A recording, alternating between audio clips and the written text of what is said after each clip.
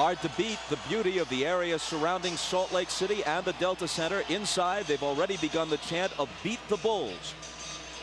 And to get a look at the starting lineups, we go to the PA man at the Delta Center, Dan Roberts. Good evening, ladies and gentlemen, and welcome to the Delta Center for game number 6 of the NBA Finals. With the Chicago Bulls and our Utah Jazz. And now introducing the starting lineup for the Chicago Bulls. Wearing number 7, starting forward at 6'11" from Croatia, Toni Kukoc. Wearing number 33, starting forward at 6'7" from Central Arkansas, Scottie Pippen. Wearing number 13, the starting center at 7 feet from New Mexico, Luke Longley. On the guard line, number 9 at 6'6" from Miami of Ohio, Ron Harper.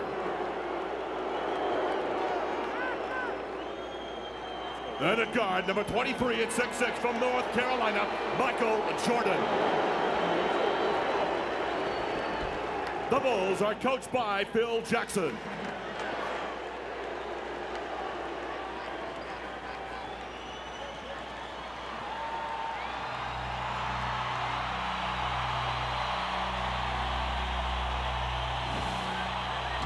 Pulls out the turnaround jumper. Good. Pistol beat Maravich. And the Jazz win their first ever Midwest Division title. Unbelievable. Magic County alley. Goes to Green. Block by Eaton. Picked up on Magic. Block by Eaton. Oh, baby. Big mark everywhere.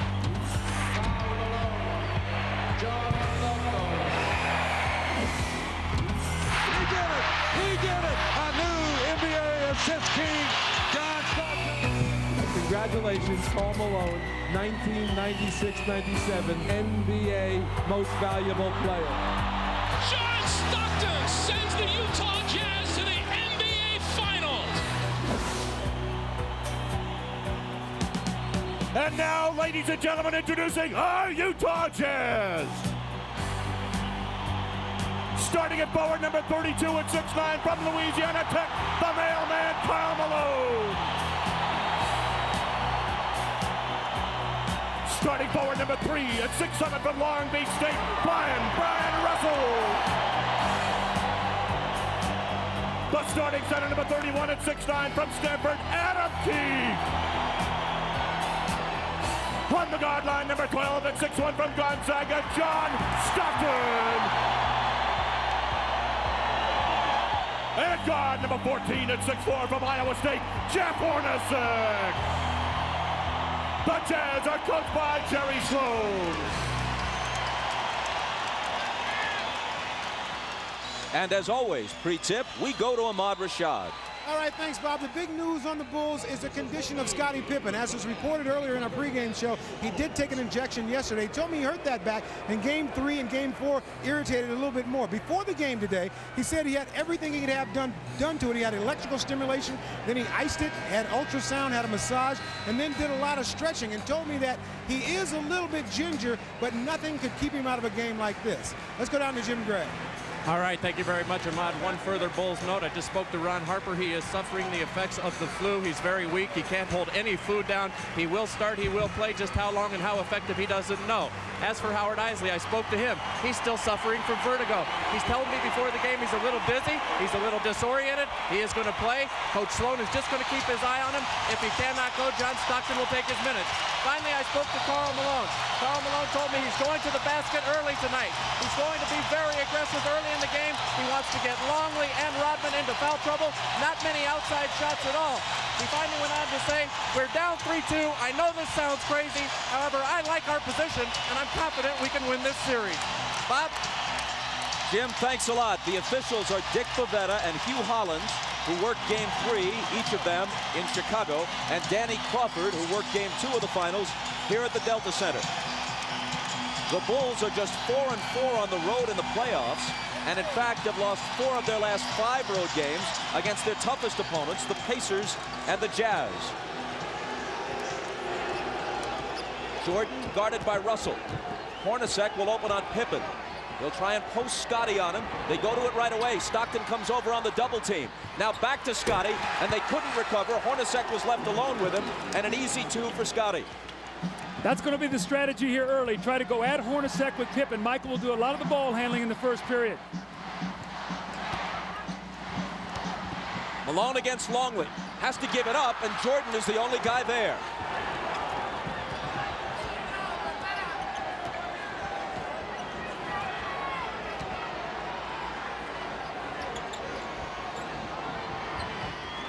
Longley, who has contributed little offensively and has been abused defensively by Malone. It's Jordan missing his first shot, and Russell takes the rebound. It looks like Scottie Pippen is laboring as he moves up and down the court. Ahmad told you he's suffering from a bad back. Malone hits his first. 17 of 27 in Game 5. As the whole Utah team shot better than 50%. Hooked away. Malone chases it to the side. It'll belong to Chicago. Bob, I think Scottie Pippen pulled his back out on that dunk shot on his first play when he reached up for the rim and he pulled it down. I think he stretched up and he grimaced as he came down and he could barely run. Harper guarded by Stockton. Pippen against Hornacek. Draws the double. Harper's the guy they'd like to leave alone. Kukoc isn't. But this time he misfires. Hornacek lost it to Longley.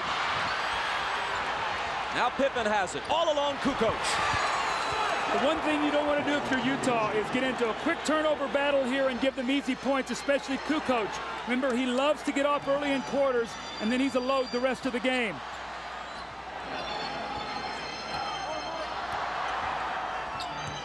Hornacek from Stockton ties the game at 4. That was a great screen by Karl Malone. Hornacek set Michael Jordan up beautifully, and in a great entry pass by Stockton.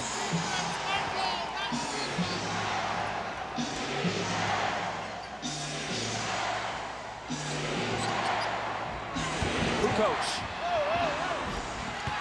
You wonder if the Bulls went to Kukoc enough in Game 5. With Jordan and Pippen struggling, Kukoc was on fire but got only 13 shots. Yeah, Kukoc has the size advantage and also the speed advantage over Adam Keefe, and he can take them inside. Also, he can stick the outside J. Malone got inside of Longley and drew the foul.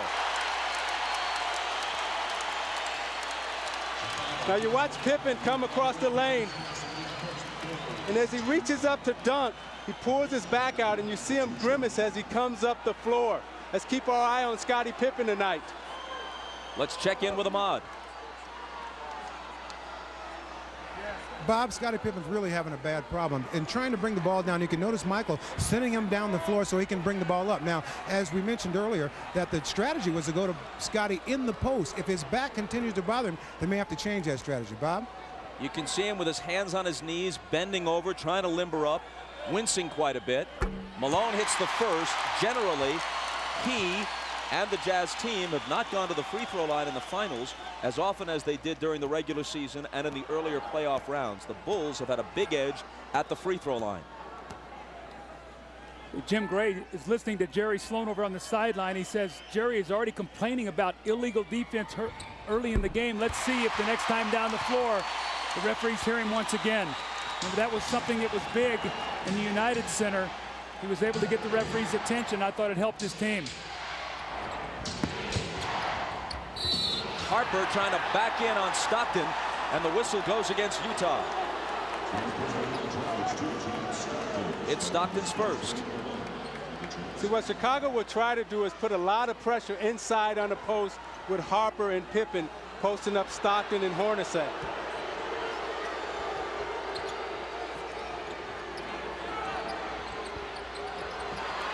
Harper really battling with Stockton. Now he's got it. Tried to bring it back out, and Keefe stole it. Hornacek loses it to Harper. And a whistle as Harper comes stampeding into the lane. Now, Bob, Scottie Pippen came back and got that steal, but he is really struggling right now. You're going to see him come in from behind, and after he knocks this ball away, he really sort of stands, and I watched him the whole way. He looked over at the bench at Phil Jackson, like saying, I don't feel very good right now. He's standing up straight. That's the first sign of a back injury, when a guy stops bending his knees. A back injury is one of the most crippling of injuries, especially in an athletic context. And I'm not trying to compare a physical injury to an illness, but it was here in this building where Michael Jordan, sick as a dog, managed to gut it out in Game 5 of last year's final, the pivotal game. Scottie Pippen is probably mindful of that and will give it everything he's got to try to equal the effort that his teammate Michael Jordan has shown in the past. See, Bob, that's why I think it's very, very important for the Jazz to lock in on Tony Kukoc, because if Pippen can't score and it's only Michael Jordan, that will be to their advantage. They've got to do a job on Kukoc today.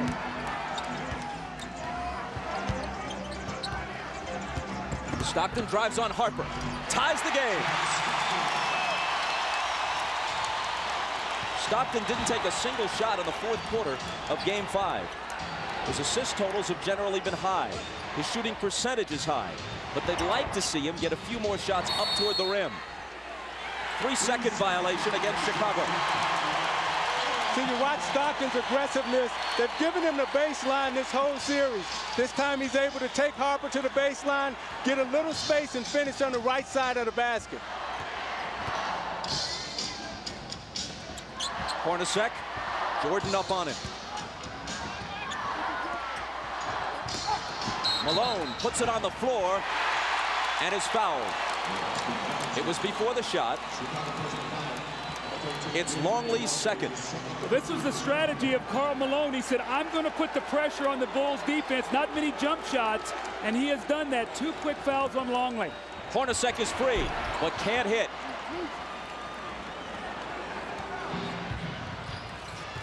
Hornacek is now 18 for 46 in the series. Jordan, there's his first field goal, and the Bulls take a 10-8 lead. If you take away Hornacek's 7 of 11 in Game 3, he's shooting around 30% for the rest of the series. 7 of 11 in Game 2, I should say here. Harper reached in and fouled.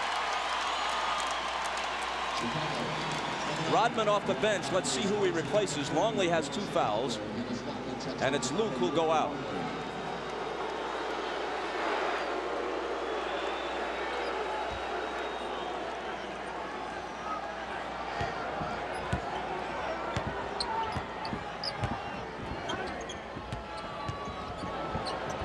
Russell for 3.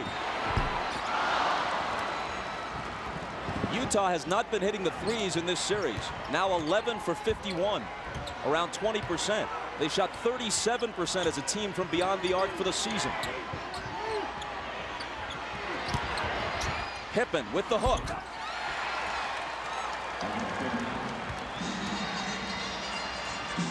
Chicago by 4.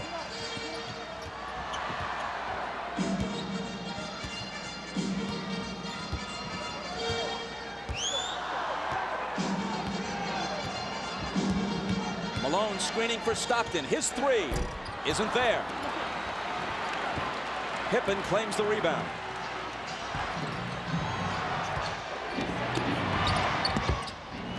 Pippen had it knocked away.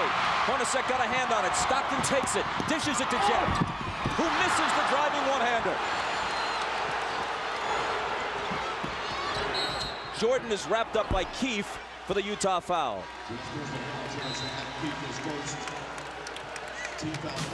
You know, Pippen is really hurting, but he's playing in pain as he takes Adam Keefe into the middle and shoots his patented little jump hook. And as he falls to the floor, you can see it's very difficult for him to get up with that bad back. You see him running up the floor, not able to get the type of push and the speed that he normally would have.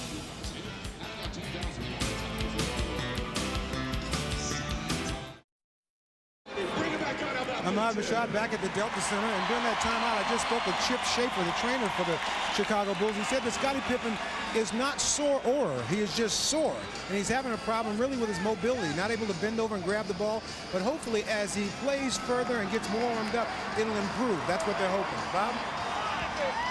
Ahmad, thanks. with Scotty struggling, I think you're going to see the Jazz start picking up a little bit further down the floor. He's usually their primary ball handler. They'll try to pressure Michael and Harper up the floor, make it tougher for them to get into their offense. Here is Pippen, out to Harper, open three, missed it. Malone battling Rodman, and it's tipped to Stockton. Utah on the run, but Stockton circles back outside to set it up. It was kicked. Utah keeps it. Fresh 24. You watch Malone and Rodman battling under the boards. Malone's going all out as he runs the floor. They both kick each other a little bit. The referees may clean that up. Russell couldn't finish. Kukoc rebounds. That's 2 layups now that the Jazz have missed here early in this first quarter. Hornacek and now Russell. See, with Pippen hurting, I think Harper's going to have to step up big and supply the scoring load. Jordan for 3. Got it. Jordan with 5. And Chicago with a 7-point lead.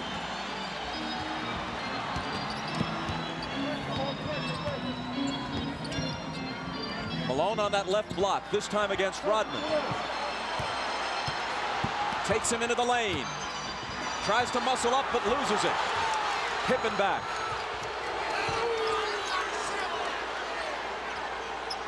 It was tied at 8. Now Chicago's on a 7-0 run.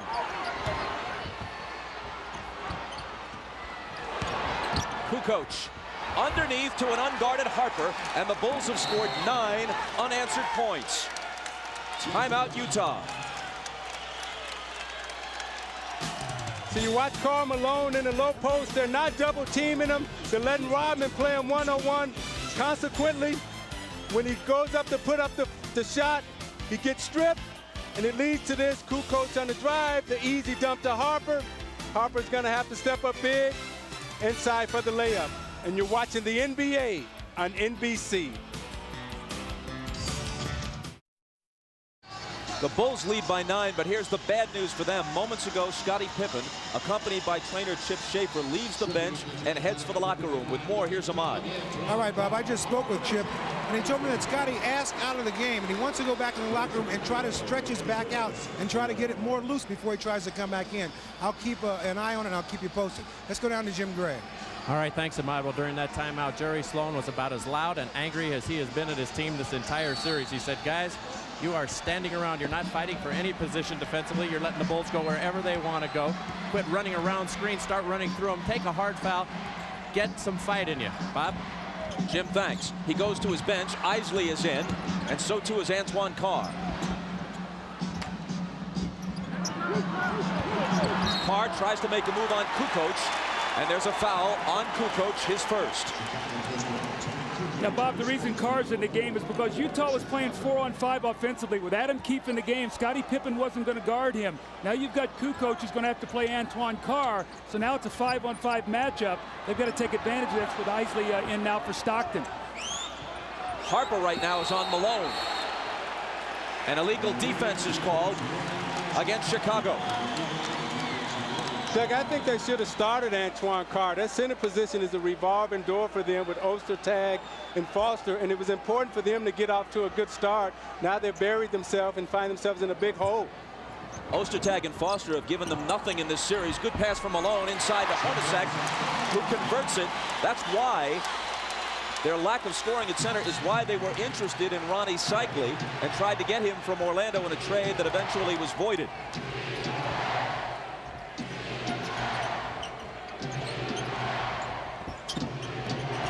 Jordan over Russell. Rebound to Carr, who immediately makes his presence felt.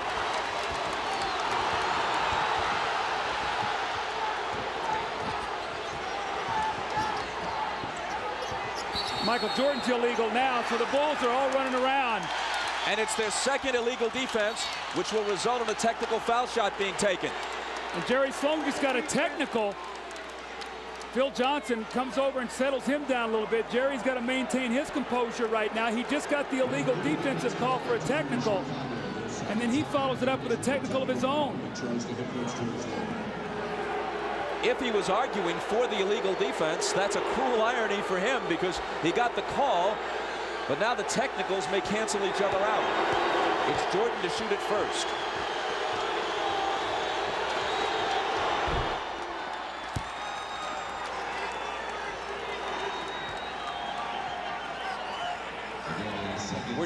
We're told by Jim Gray from the Utah bench that the reason Sloan got his technical was arguing about this. When he was knocked down by Kukoc, there was no foul called, and that's what had Jerry hot. Remember, that's the same thing that he did against Longley to bait him into his 5th foul in here in game 2. So I don't think the referees went for that today. I think that was a good no call. Hornacek, an 89% free throw shooter, swishes it at the other end. Bulls with the ball, down by 7. Scott Burrell is on Russell. Rodman on Malone. And Rodman's going to be hit with a foul, I think. It is on Dennis, his first.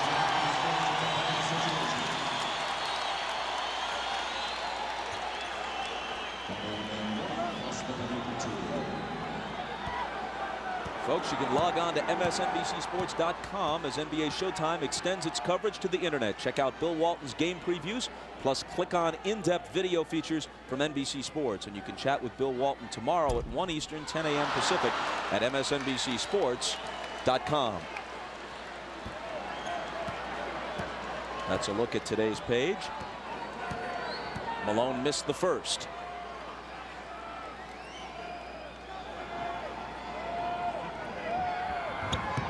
But not the second. To give you an idea how close this series has been, other than the Game 3 blowout, the 9-point lead the Bulls enjoyed a short while ago was the biggest lead for either team in any game, other than Game 3, of course. Kukoc misses, and Isley rebounds.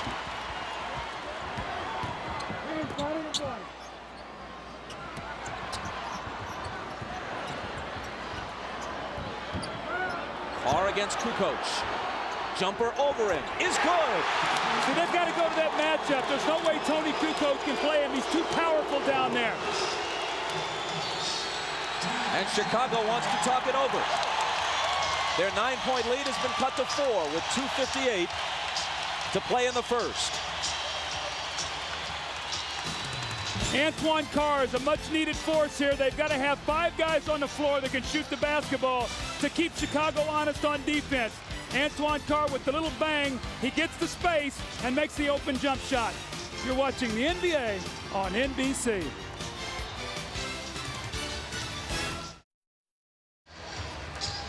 Why you need Antoine Carr? You're going to see they're going to stay mostly at home on the perimeter against these players.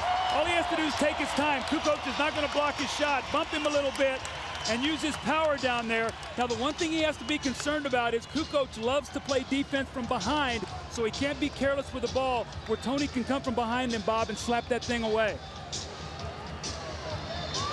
Meanwhile, we played 9 minutes. Karl Malone has attempted only 1 shot, which he made. But he's put the pressure on the defense. He's gone to the basket, and what he's done, he's got them in the penalty here early by drawing a lot of fouls on Longley and Rodman. That will take its toll as the game goes on, Bob. The seldom used Bill Wennington is in, along with Scott Burrell and Steve Kerr. Rodman and Jordan complete the 5 on the floor for Phil Jackson right now. Michael dishes out to Burrell. And Russell reaches in and knocks it away with 3 on the shot clock. When Michael gives that ball up, you've got to really work hard and not let him catch it back, and that's what he did that time, Russell. Excellent D. Got to shoot it quickly. Jordan will with a hand in his face. Burrell skies for the rebound. Loose to the side, and eventually it's Utah who has it. Here's Hornacek. A pull-up 3.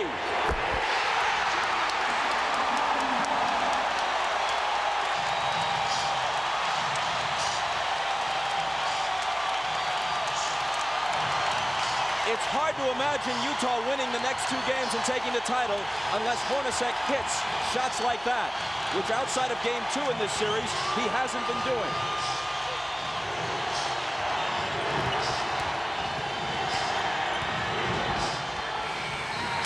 Shot clock violation. Michael gave it up. They weren't even close to hosting a shot before 24 seconds. Terrific team defense. But Isaiah, the play before, Brian Russell went down on the floor, knocked the loose ball away, and Hornacek got the three. Those are the hustle plays that this crowd creates from this team, and they're going to need all of those today. And this is the second time in this series where you've seen Michael Jordan lose track of the shot clock, which is very uncharacteristic for him. Isley, who's quicker than Kerr, is guarded by Steve as he comes out of the backcourt. It's Malone. And it's Utah with the lead. Only moments ago, they trailed by 9. Carr came in, Isley giving him good minutes. That's been the difference.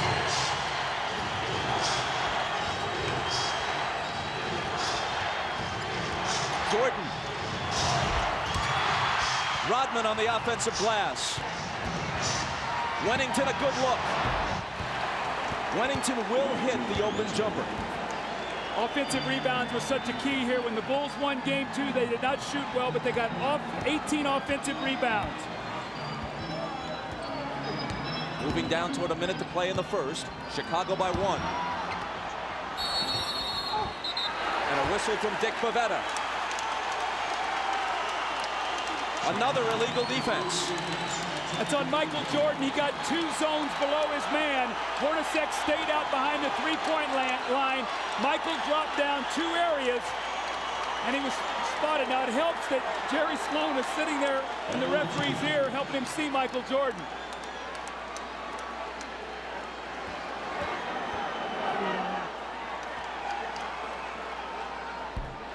Hornacek hits the technical. Watch the byplay here between Malone and Rodman. A sign of respect, actually, it appeared to me. You're it. Chris Morris comes off the bench, making his first appearance for Utah.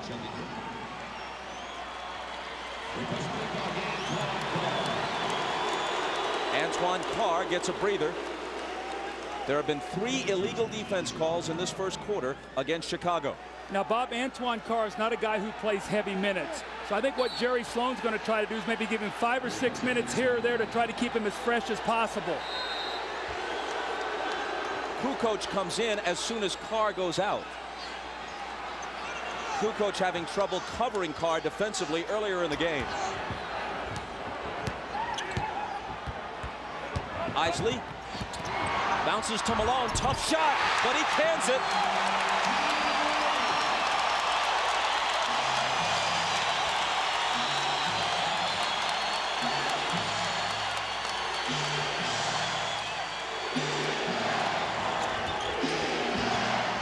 Jordan over Russell. Tied at 22 with half a minute to play in the period.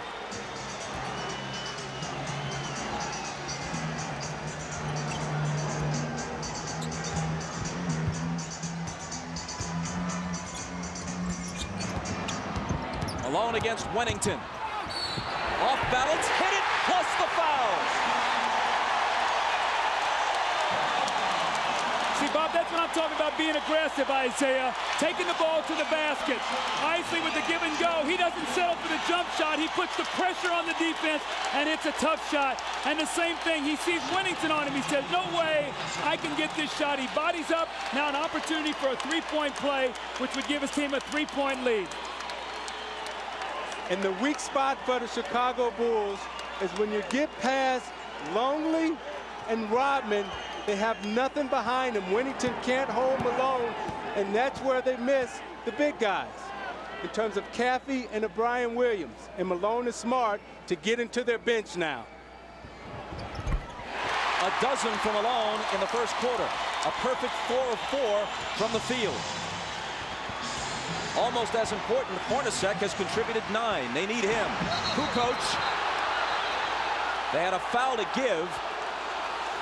It looked like he traveled, but just before that, the whistle blew for the foul. Now, Chris Morris slapped him from behind, so he took the good foul. Bulls will have to inbound the ball with 8.4 seconds to go, and Greg Foster's going to come into the game. Now, Bob, the reason he's in right now, and you give him a rest here at the end of the quarter, the last 8.4 seconds, and then the time during the break.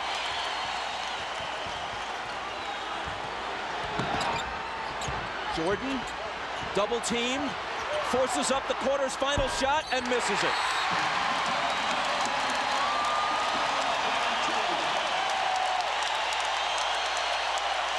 A better start for Carl than for Michael. Once down by 9, Utah leads after 1 by 3. And you're watching the NBA on NBC.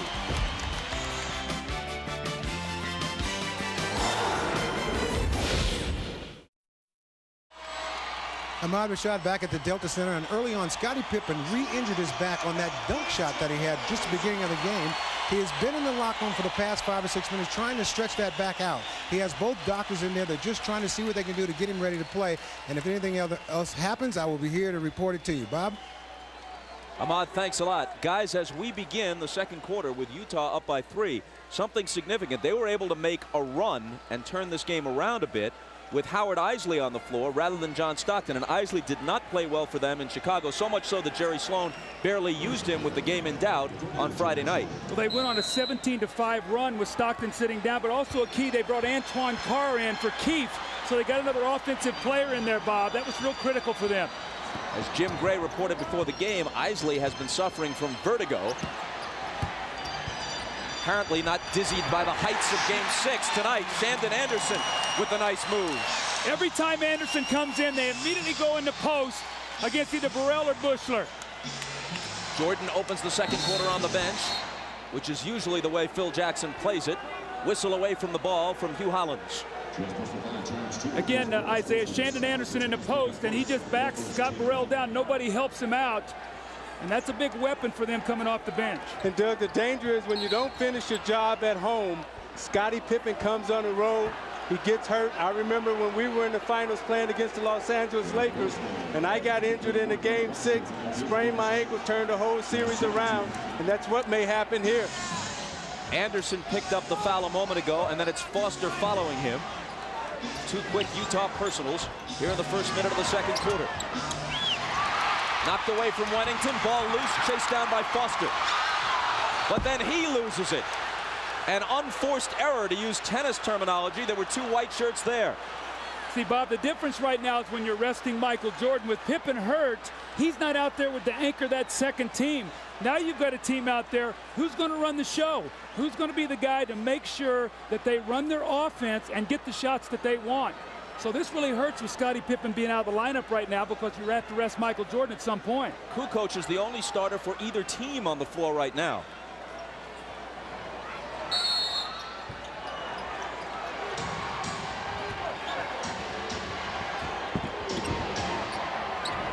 Foster on Tony. Wennington travels. Playing out of character. Bill Wennington is a catch-and-shoot player. He's not a guy, Isaiah, that puts the ball on the floor. Rodman to the scorer's table. He'll have to wait till the next whistle.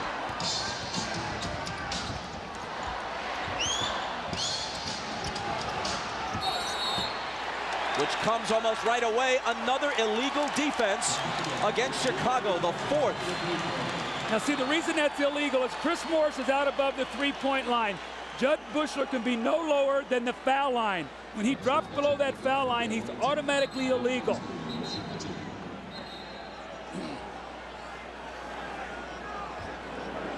So Eisley is selected to shoot the tee. After the first illegal defense, every subsequent one against you results in a technical foul shot.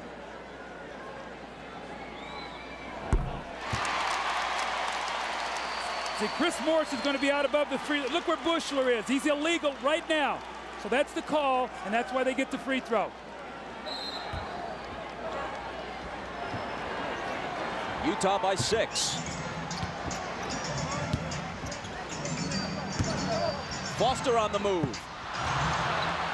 And throws it away. 2 atrocious turnovers by Foster on consecutive possessions. Trying to do too much. Keep the game simple. You'll get minutes on the floor. Kukoc. Chris Morris pulls in the rebound. Carr from Eisley. Missed it off the glass.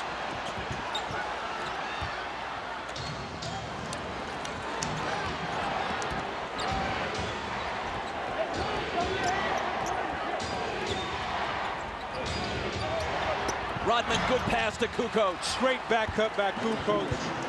He set him up, then back cut, faked him off the screen. Great pass by Rodman. Great look by Kukoc. See, Isaiah, though, Foster's got to push him over the top. That's what they did in the game 5, and Tony got 7 points to start the game.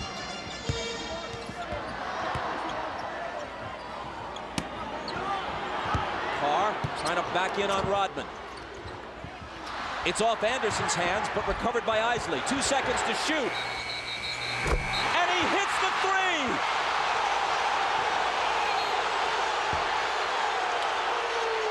Are they calling the shot clock violation? Let's see. Dick Pavetta says yes. And they wave it off, though it appeared to me as if he had beaten it. See if the ball isn't out of his hand. 1 second. It's on the way, and they missed the call.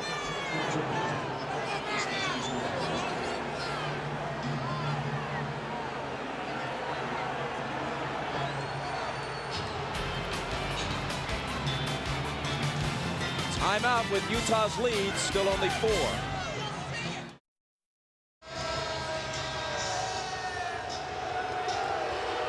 Well, it's a big break for the Chicago Bulls. Howard Isley lets this shot go. He gets it out of his hands, and you're going to see here, look, the shot clock actually should be at 1 here, but the ball is off. Right there, you see it. The ball is in the air at 1. That should have counted. That's a big turnaround, and the Bulls get a big break there. Instead of up 7 Utah, now it's only a 4-point game. Jim Gray tells us that on the Utah bench, Jerry Sloan said, that's horrible, but I can't get thrown out of the game. He already has 1 technical and can't risk another.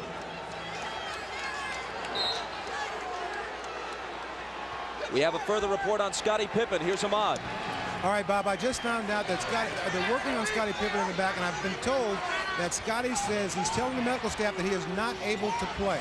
So that could be the end of it for Scottie tonight. Bob? Judd Bushler, who may get more minutes as a result, hits the shot from the side. Michael Jordan is also back in after resting about 2.5 minutes at the outset of the second quarter. Now, if you remember, Bushler came in and gave Chicago big minutes in that Indiana series. He's going to need to do that again here tonight with no Pippen. Malone around Rodman to the hoop and missed it. Out of bounds, off Utah. See, Luke Longley was just big there around the basket, and he forced Malone into a miss.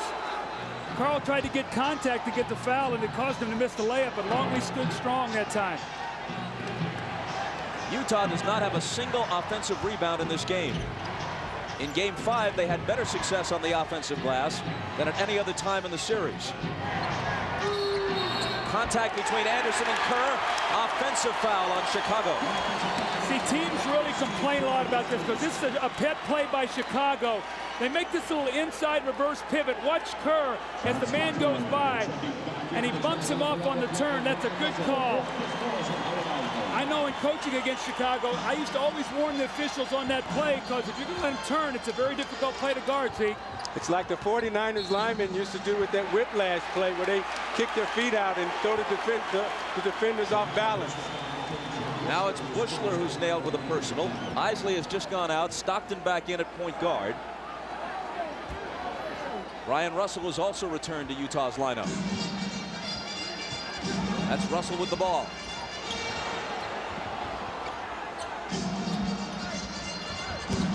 Malone from Carr. And he walked with it. See, Antoine Carr's got to be ready to step in and shoot that ball. They're doubling down on the block now, and Karl Malone swung him the basketball. He's got to shoot it. Those are the same shots he had the other night in Game 5 that he buried to help them get the win. The Bulls can tie with a basket here or take the lead with a 3. Jordan in and out on him, and Carr claims it. Carr from Stockton. There you go. There you go. Now you see Carr pull up and hit the 15-footer, but a moment ago he pulled up and missed that little easy bank shot off the glass. That 15-footer dead on is a better shot for him to take than the one off the glass. Jordan wheels inside around Anderson. And again, it's a 2-point game. Michael has 10.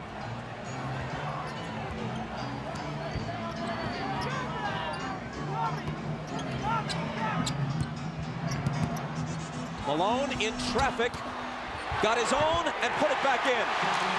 That's that first offensive rebound that you talked about. Malone get it and got 2 points. Malone feels very confident against Longley and Rodman right now. He feels that he can get anything that he wants underneath. Jordan, daylight for 3. 13 for Michael. Utah by 1. If Pippen can't go the rest of this game, and if there is a game 7, inside it goes to Carr, and he hits the layup. How much more of the load can Jordan possibly carry? He played 45 minutes on Friday night. It's taking him a whole lot of shots to get his points through the finals. But if he doesn't step up, other than Kukoc, who else can?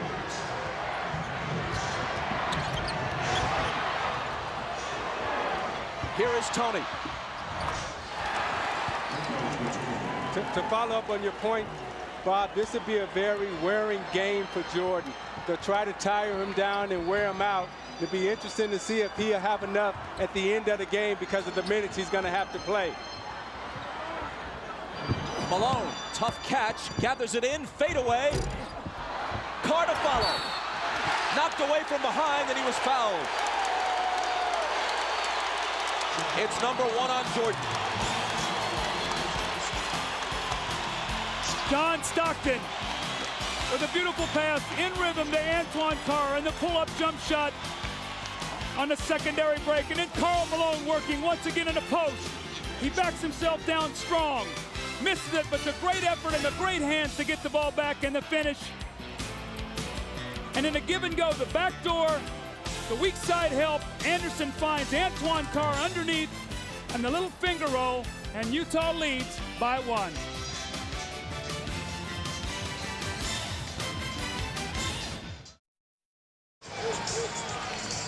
Ahmad Rashad back at the Delta Center. Now an update on Scottie Pippen. The time that he was doing the stretching, trying to see if he could come back and play, he was in the officials' dressing room trying to get the stretching. He has now moved from that locker room to his own locker room, but the word is that he's still unable to play. Bob? Ahmad, thanks a lot. What was the most important regular season game of the year? Undoubtedly the one at midseason here at the Delta Center, where Utah trailed the Bulls by 24 points early, 41-17, and rallied to win. Changed the outcome of that one game. And this series would have opened and ended if a 6th and 7th were required in Chicago rather than in Salt Lake City. It was that win that gave Utah home court and gives them a game 7 if one is necessary here at the Delta Center rather than on the road. And do the Bulls face the remainder of this game and a possible 7th game either without Scottie Pippen or with a weakened Scottie Pippen? See, with the Bulls depleted right now, the Jazz must keep the pace of this game up. They've got to use their superior depth and just keep trying to wear Michael Jordan down. Jordan into the lane. Tough shot. He was fouled. He'll come to the line with a chance to tie it.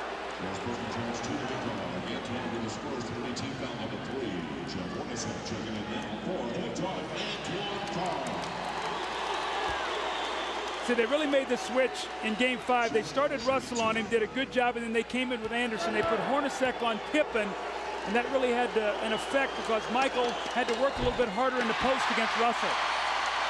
This is the 103rd game of the season for the Bulls and for Michael Jordan. Antoine Carr going out. Jordan hasn't missed a single game since he returned from baseball. Ron Harper returns to the Chicago lineup. He has also played more minutes than at any time since the '92 season when he was a much younger man. And now with Pippen ailing, he'll be asked to do even more if that's possible.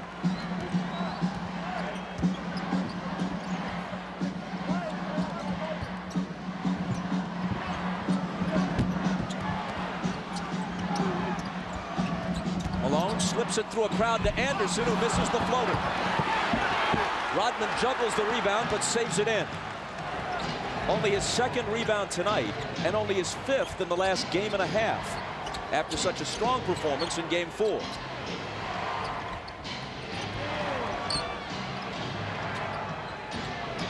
Michael springs free and takes the lob from Kukoc. Great roll off for Russell. Faked up and spent off him. Kukoc put it right there for the easy lay-in for Jordan. I'm noticing, Doug, every time Malone gets it on the low post now, they're coming to double team, trying to keep Rodman out of foul trouble. Hornacek returns it to Malone. Now has it back in a crowd and misses. Anderson flies in, can't hit the tip. Malone another try, and there it is for Utah. You see, Rodman didn't even try to contest that shot underneath. Don't want to get in foul trouble, so Malone's going to have his way down there. Just have to be careful and take his time and not draw offensive foul. Riding the seesaw, now it's Utah's turn to lead. Stockton knocked it away, Chicago ball.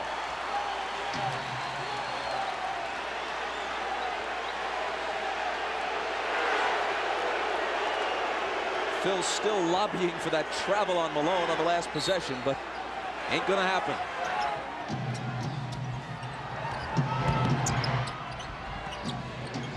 Michael, head fake, he traveled. So Phil got the traveling call, but certainly not on the guy he wanted. And Steve Kerr just said to Pavetta, hey, call it on Malone down at the other end.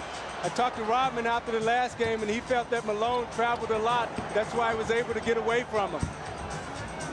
Malone in the lane. Up and under against Rodman. He's getting such deep position right now on Rodman. The Utah Jazz are executing their offense to perfection. 18 for the mailman. Jordan for 3.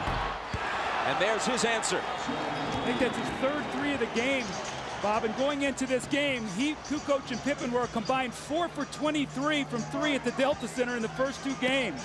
It is his 3rd tonight, and he has 19 points. Malone tries to answer, and can, and he has 20. A Jordan-Malone duel shaping up in Game 6.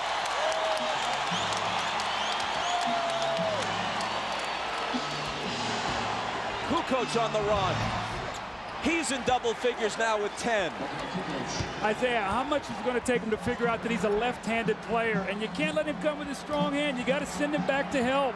He's such a good dribbler, and he gives you that hitch move, and it draws you out of position, and he gets you every time with it.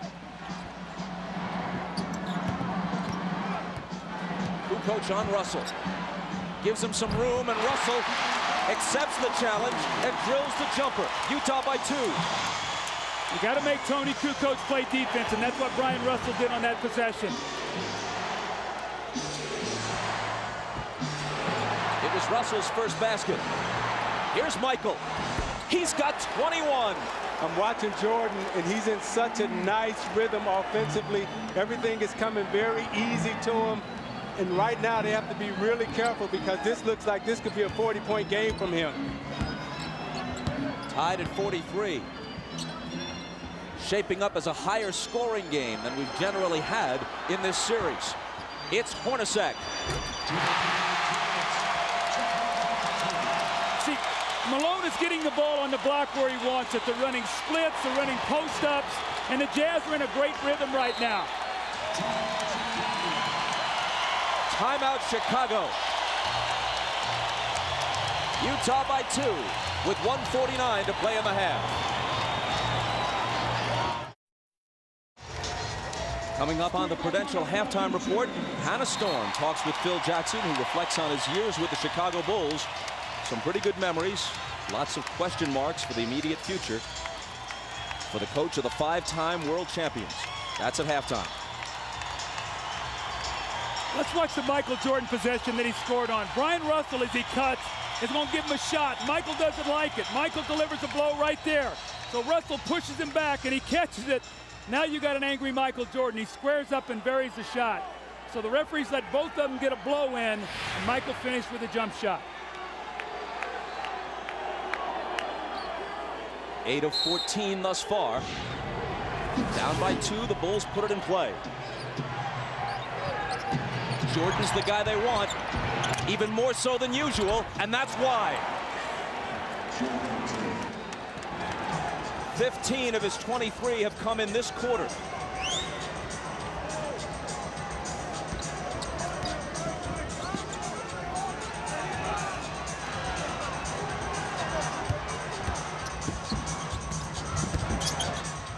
Hornacek off the back iron. After the missed three, Chicago comes back looking to take the lead. Russell trying to contend with Michael. Finally, he misses one.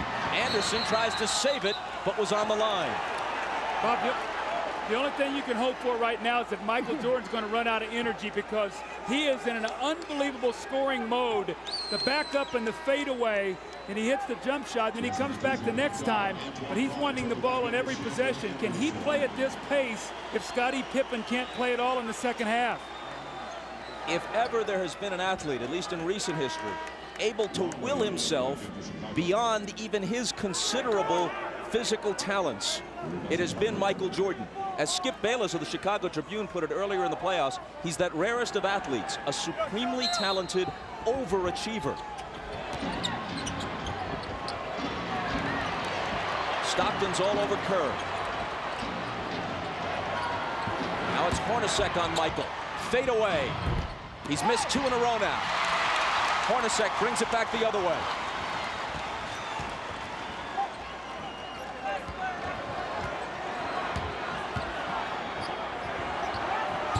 Stockton from Malone. Beautiful slip on that play. Stockton went across like he was going to set the screen on Longley. Michael relaxed just a moment. He slipped it. The give and go, Isaiah. That was a beautiful play. And Doug, now that Malone has really taken advantage of Chicago inside, now the perimeter will free up. Now they have to pay attention to Malone. Now Stockton and Hornacek will be able to step up and play and get involved. They were just putting a couple of seconds back onto the clock.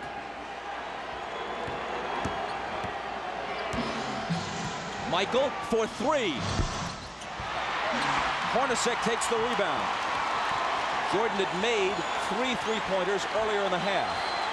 He's now missed 3 shots in succession. Big possession here for the Jazz. A chance to get this crowd alive and up 4 going in at half. Shot clock and game clock virtually identical. Stockton, foul. Chicago had a foul to give. Utah ball from the side, still plenty of time. 6.9. They love to run high screen roll here with Stockton and Malone. Hornacek works in behind the ball, or Russell for a 3-point shot. The foul was on Kerr, his second. He goes out. Harper in. Better defensive player anyway. Malone. The bounce to Russell. 2 big assists in the last couple of possessions for Malone. 3 seconds. Michael to half court. From there. Almost. So Jordan had 23, matching his number in the first half, but missed his last 4. Malone generally more accurate in the course of scoring 20. Utah by 4.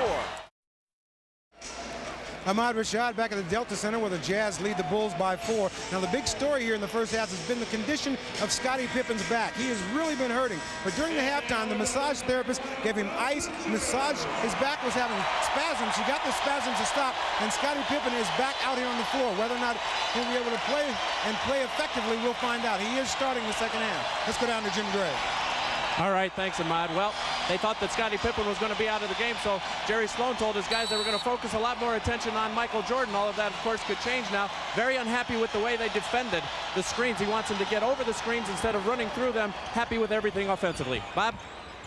All right, Jim, and here we go. Utah in possession as we start the third quarter. Malone right to work.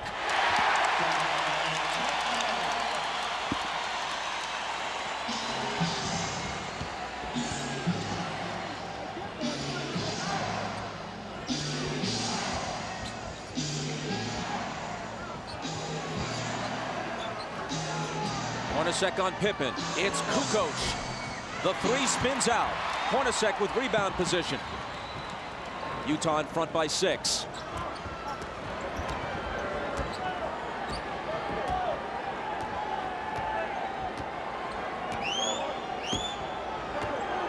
Stockton pounding the dribble into the floor. Now into the lane he goes. Outside to Russell. Head fake.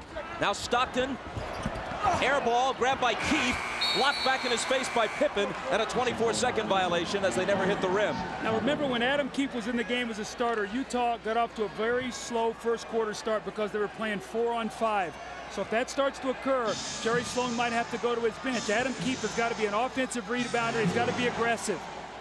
4 of the first 5 games were very close and very exciting. But through the first half, this is actually the best played game, the best pace and rhythm of any of the games of the series. Longley out to Scotty with 5 seconds to shoot. It'll be Kukoc. He has 12. Now Scotty's back out on the floor, but he's still moving very gingerly.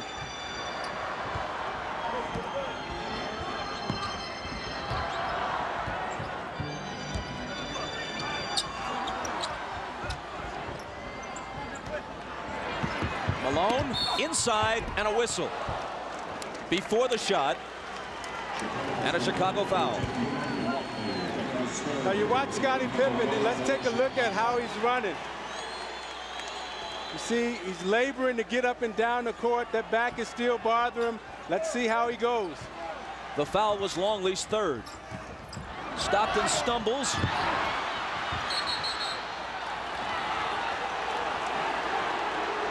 And on the steal, Chicago recovers the ball and asks for timeout. Coach, is that the time you want to use one? It does preserve the possession, but you use up a timeout. Well, Phil has the option here to take a 20 if he wants it, so it looks like he wants to save his 20, use the timeout now. Harper with a great hustle play. You're going to see him roll over and get the timeout before Utah can force the jump ball. So we'll step aside with 10:03 to play in the 3rd. Miller Genuine Draft presents even more basketball. Well, the last 2 MVPs have been Michael Jordan and Karl Malone, so you see them working their magic. Michael feels the pressure, reverses for the lob. The fading jump shot, been terrific. And Karl Malone with the great hands in the second shot, then the deep post position on Rodman in the layup. And he, too, with the fading jump shot. So both of these guys have been terrific for their individual teams today. It's been the best played game offensively we've had in the series. And in recognition of this look inside the game, Miller Brewing Company will donate $1,000 to the Thurgood Marshall Scholarship Fund. Chicago ball down by 4. Pippen's jumper over Hornacek won't go. Malone waits for the traffic to clear, then hands to Stockton.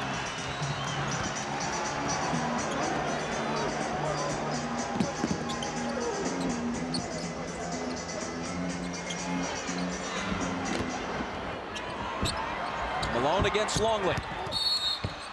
And a foul, and if it's Longley, it's his 4th. He's just not quick enough, Isaiah, to get up and body him, because when he makes the first quick step, Luke can't slide over and get in front of him. He sticks his knee out. Now, this is twice in this quarter. Malone has gotten a layup the first possession, and now he's gotten 2 fouls. He bodies up against him, he sticks the left knee out, and Malone goes right to the basket to get the contact. Longley's got to be a little smarter down there. He's giving Malone no resistance, Doug. I'm watching him as he's moving around. He's not even trying to guard him. Just poor defense by Longley. And great offense by Malone. He sits, Rodman enters.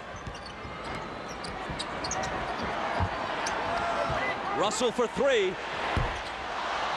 Malone in between 2 red shirts, pulls it down, and now he and Rodman all tangled up. And it's Malone's turn to laugh and taunt a bit.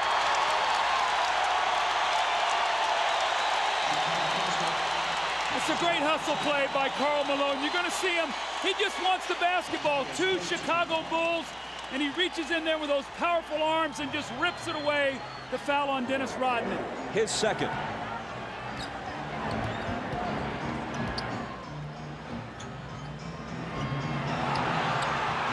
Hornacek into the lane. Knocked away from him, but another Chicago foul. It's the Bulls' 4th foul, barely more than 3 minutes into the period. Utah doesn't have one yet. Michael hit with his second. This summer, NBC gives you double Frasier's every week. Tuesday at its regular time and a Sunday episode too. Must-see comedy with Frasier Tuesday and Sunday all summer on NBC. See, it's so important for Karl Malone to attack the defense, Isaiah, so even though he doesn't shoot free throws, he gets them in foul trouble. Now 4 team fouls. So from here on in, the next foul that the Bulls commit, Utah will shoot free throws. That could be very vital for them scoring here in this third period. Doug, I love the way Karl Malone is playing right now. I mean, he's doing everything for the Utah Jazz.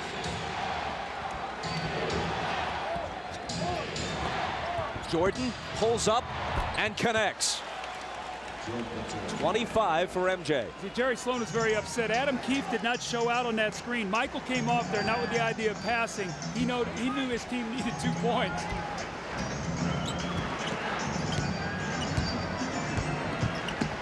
Malone from 20. Keefe got a hand on it and then pokes it away from Jordan and out of bounds.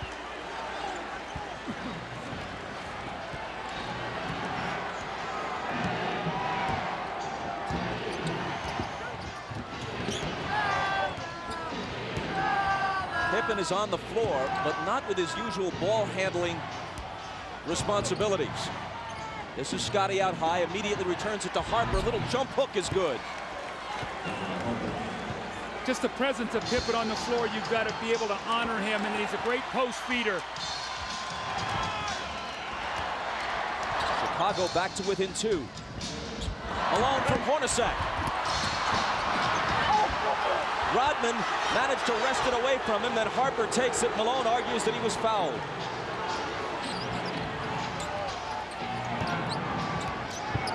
It's Kukoc dealing it out to Rodman. Harper trying to tie the game, but hold on, says Danny Crawford. Foul on Stockton is second. Now Malone got great post position here. He's got to finish this play. He leaves it short on the rim, and then the second effort, he thought he got fouled on the wrist there, and he did get fouled, so he should be upset on that play.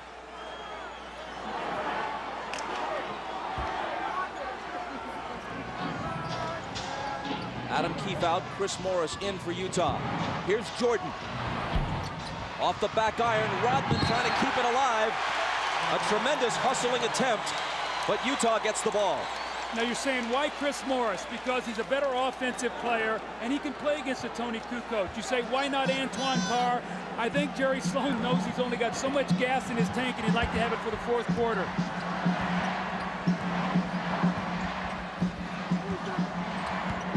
Malone had it go through his hands, and Rodman takes it. I don't know, Doug. If I'm Jerry Sloan, I put Antoine Carr in the game. I don't mess around. I don't mess around with Chris Morris. Kukoc can't tie it. Malone clears it.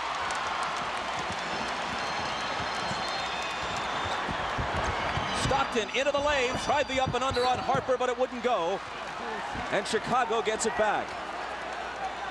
That rhythm and flow, which we saw almost throughout the first half, pretty much has disappeared here in a choppy third quarter.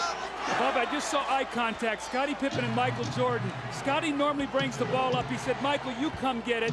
Michael does not want to bring the ball up the floor. He has to use too much energy that way. Is Pippen anything more than a decoy now on offense for Chicago? He's the initiator of the offense. That's all he can do is be a post feeder and be a presence out there just so that they have to honor him. 4 seconds to shoot. Jordan missed it just before the shot clock sounds. Rodman battling like crazy, but can't quite hold on to it. Hornacek, he and Malone, Rodman and Malone, and Rodman just trips Malone up. They got to call a flagrant here. They've got to call a flagrant. It's the third on Rodman. He and Karl Malone, regrettably, are scheduled to wrestle in one of those bogus events next month. Why Malone wants to lower himself to that is anyone's guess. And Rodman apparently wants to start the wrestling now. I tell you what, I love what I'm seeing, the battle between these two guys. They're fighting, giving it everything they got. Both of them are trying to push and shove and gain position. Karl Malone gives him a little knock. But at the end of the play, what I like the most is Malone and Rodman both gave each other a pat on the butt and said, hey, that's the way we play. That's the way we like to play. Was a flagrant called for there? What do you think? I don't think that's a flagrant foul. The officials looked at the play, and they knew both of them were bumping and shoving. I think that's just good, hard-nosed basketball. We'll be back.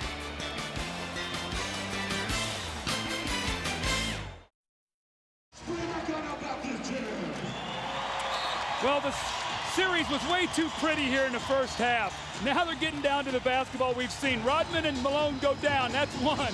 Here they go, two. Finally, the third time the foul is called.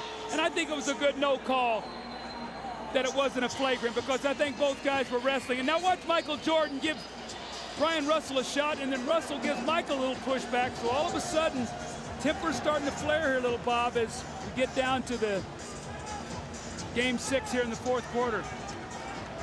Rodman very ineffective thus far. Just lost the best out of 3 falls to Malone. And after I watched the whole replay, I'd agree with you guys that a flagrant wasn't called for, because Malone had thrown that elbow up around the chin just before Rodman tripped him at the end of the whole wrestling sequence. So probably best just to call the foul on Rodman and leave it at that. And Bob, that's Dennis Rodman's way of trying to get in Karl Malone's head. However, Karl Malone is smart enough as a basketball player that he's not going to let that throw him out of his rhythm. We saw where Dennis Rodman will get Alonzo Mourning out of his rhythm, or some of the other guys. Malone understands Dennis Rodman, and he's not going to let that stack bother him.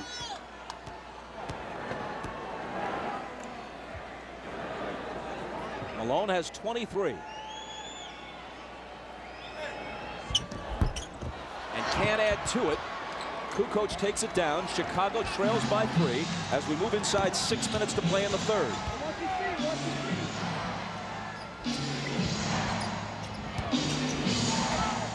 Here's Pippen. The bad back makes Hornacek's assignment on him a whole lot easier. Left alone, he doesn't take the 3. Michael, fade away. See, if I'm Hornacek, I make Pippen make one of those shots. He's really rushing out to close out on him. He's got to show me he can shoot that ball before I'm too concerned with him. I got to be more worried about Michael Jordan. Jordan has 27 to Malone's 23. Here's Malone again. He was fouled. The basket would have counted, but it wouldn't stay down. It's on Pippen his first. Now you watch Michael Jordan on the repost, takes a quick bounce, the reverse spin, fakes Russell out and shoots a nice fadeaway tape. But I agree with you, Doug. I would make Scottie Pippen make one of those three-point shots before I leave Michael Jordan alone in the low post.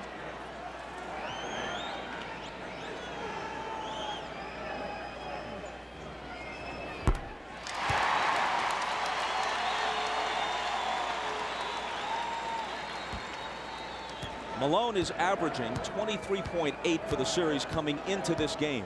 That's exactly what he averaged in the 6-game loss last year to Chicago. But that average will go up a bit after today. Makes them both.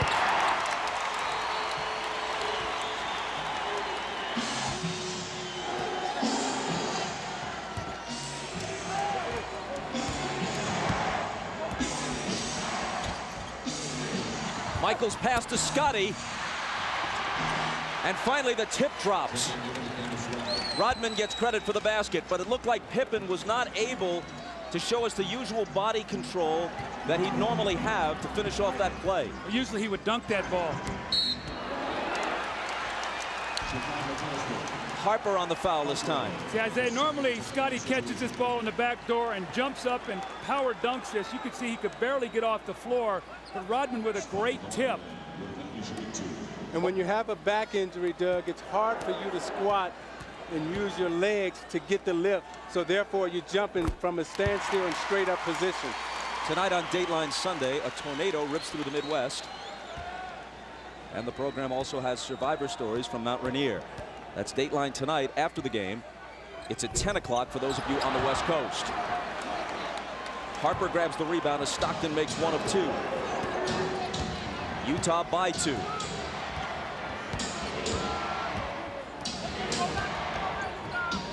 Jordan Off target. Rebound Malone.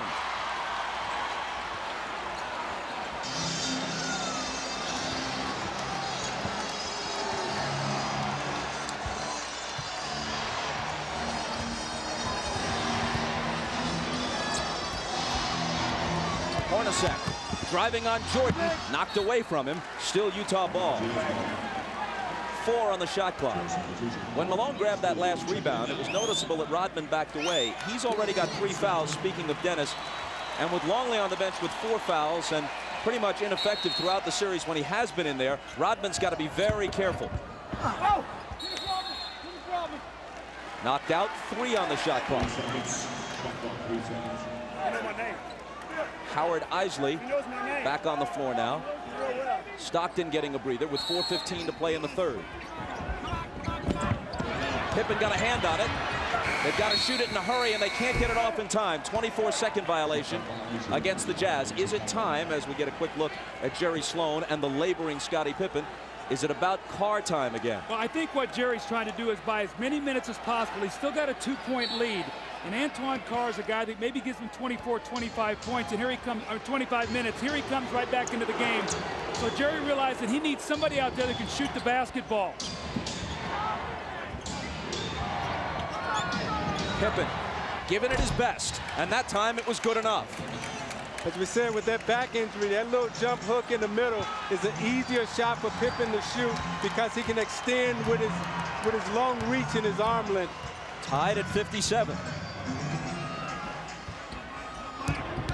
Hornacek had a good first half and hits this one.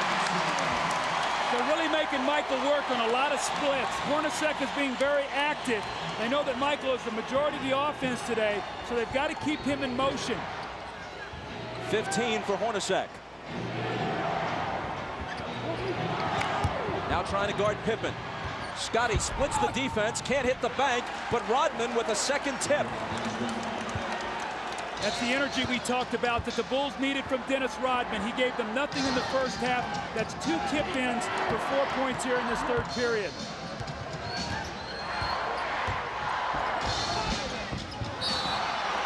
A whistle from Danny Crawford, a Chicago foul. It's on Pippen, and it's his second. You watch Pippen in the low post. They come to double team with Russell, and as he goes up for the shot, that leaves Rodman's clear for a clear tap in on the offensive glass. Now you watch Pippen trying to get up and down the court. He's really laboring and really working hard.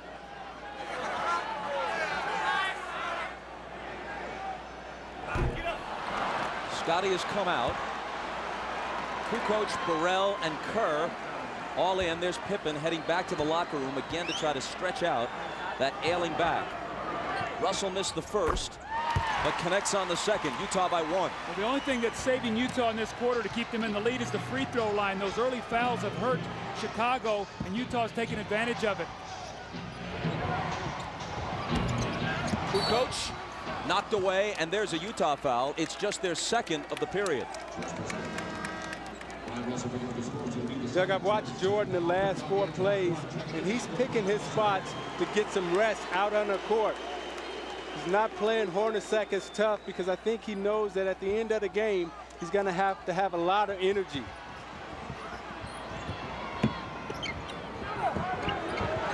Rodman out to Michael. Now screening for him. Morris fights through the screen. Michael takes him baseline. Draws the contact and the foul.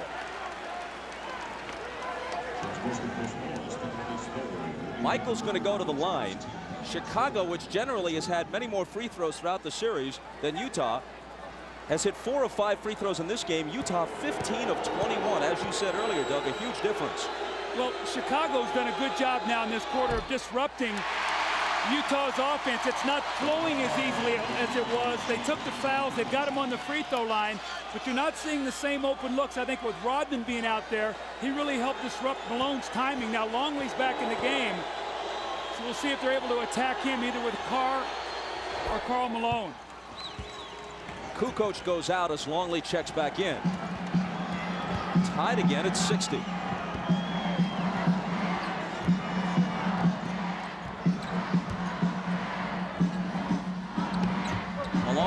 block where he likes it best against Rodman. When the double comes, he dishes it out to Carr. Now it's Hornacek. 3 seconds to shoot. Now they're going to have to force it. Hornacek off the back rim. Carr on the board. But there's a loose ball foul on Antoine Carr. It's his second. You see how the Utah is using so much of the shot clock now? That's not what they did in the first half, Bob. They got their shots up earlier in the clock. Now the Bulls have them working against that shot clock. They're not getting good looks. And they're going to have to speed up the tempo of their offense now.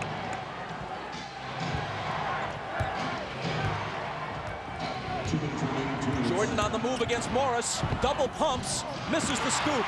Malone will clear it. Inside 2 minutes to play in the period.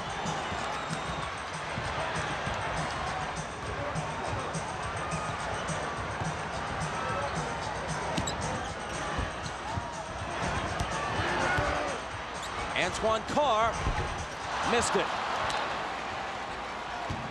I think the one guy that needs to get involved for Chicago right now is Luke. Howard Eisley, after a miserable Game 5 with no points and 5 turnovers, today has been big. He's helped rest Stockton. You see the kick down to Antoine Carr and the dunk. And in the last possession of the quarter, makes a pass that Adam Keefe makes a terrific catch on behind him and finishes. Today, Eisley has 1 point and 3 assists, no turnovers. He's given him good numbers off the bench, and Karl Malone likes the fact that he's watching and his team is increasing the lead. As we start the fourth quarter, Michael Jordan has scored 29 points. He's 10 of 24. At one time, he was 9 of 15. That means he's just one of his last 9. He's played 34 of the 36 minutes so far after playing 45 of 48 on Friday night. Remember, in the fourth quarter Friday, he was just 1 of 7 from the floor. You have to believe fatigue is an important factor now. I think with Michael Jordan, he's smart enough to rest on defense and try to conserve his energy for offense. Here he is on offense. And he'll be coming to the foul line just as the fourth quarter starts. But even those poundings take something out of him, right, as he goes to the basket. Now, those are the things that take the most energy out of you. And the reason why, because if you can imagine yourself, if you had to wrestle with an individual for 2 minutes, that's very tiresome. However, when you're running up and down the court, that's an aerobic exercise. That doesn't take a lot out of you. So him going to the basket, taking that pounding, that takes a lot more out of you. And also right now is normally the time that Michael Jordan rests. He tries to rest the first couple minutes of the fourth quarter without Pippen. He's not going to get that rest. So we'll see what that does as the game wears on. But Jordan is the one individual that I've seen in this game since I played that can carry his team in the fourth quarter even when he's fatigued. He's already played more games and more minutes than at any time in his career. Eisley, big hoop for Utah. Tell me confidence isn't an unbelievable thing. This is the same kid we watched in Game 5 who didn't even want to dribble the basketball. Today he's making some big plays for his team.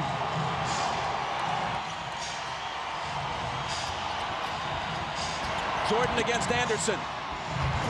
He's still Michael Jordan.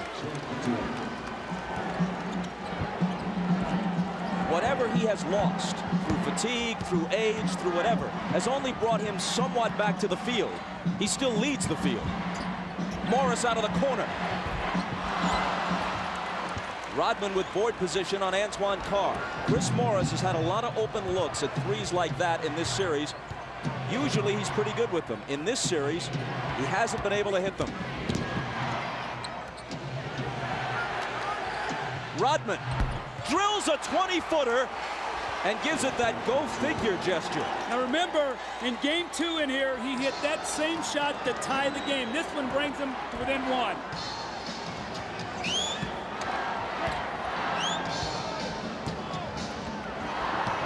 Eisley returns it to Keefe on the screen roll, and he blows the dunk. He argues that he was fouled, but he should have finished it anyway. Now Keefe heads for the bench, and Malone comes back.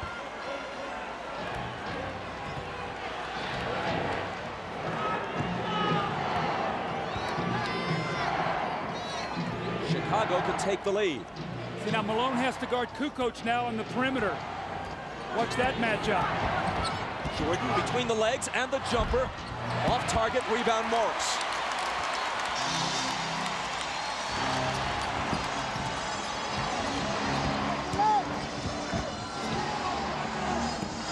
Malone hands it back to Morris, who converts on the reverse.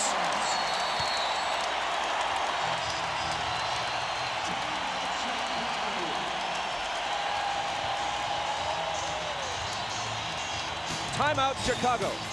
Now you watch Jordan using all his energy on offense. He goes, drive hard to the left, and shoots a fadeaway J. And then Rodman, go figure, right? Lined up straight in, shoots it right in, and even he's surprised.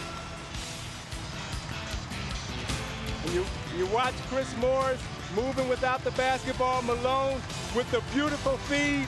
Morris with the reverse layup off the glass. Beautiful basketball by Utah.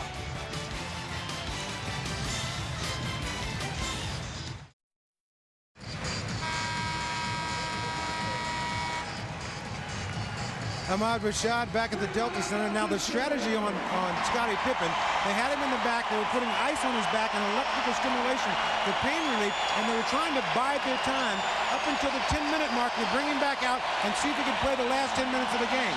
As you can see, he's back. He's on the floor. We just have to see how it goes. Bob? Ahmad thanks Michael Jordan's first rest of the second half, and you'd have to guess it will be brief. Utah right now has got to force Phil Jackson's hand. They got to stop him, and they've got to get some scores to make him come back and not get his normal rest. Kukoc spins to the hoop and misses the bank. Bushler chases it down. They got a new shot clock. I didn't see that ball hit the rim. Kukoc out of the corner. That one's short. And Malone grabs the rebound. And he asked for a 20-second timeout because he was in danger of toppling out of bounds. I think what you're going to see right now with Chicago is Tony Kukoc is going to try to put the pressure defensively on Karl Malone. Isaiah, he's a first-team defensive player, but he's used to playing around the basket. Kukoc can beat him with his speed, and let's see if he tries to break him down out on the perimeter. And the dangerous player and the X factor for Chicago on the floor right now is Jud Buechler. Keep your eye on him because he'll come up with the hustle plays and the energy plays to keep Chicago involved. Stockton now is back into the game after that 20-second timeout, so he too has had back problems. He's back in now for the finish. Until he has exploded in the last couple of games, all the talk about Karl Malone concerned is scoring, but he has always been a terrific all-round player. Tonight, more evidence. 25 points, yes, but 10 rebounds and 6 assists. And we still have 9:16 remaining.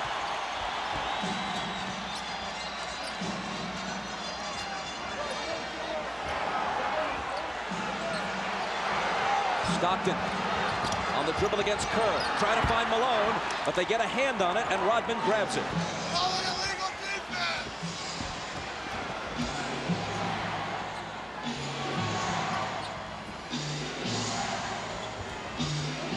Kukoc, a three would tie it.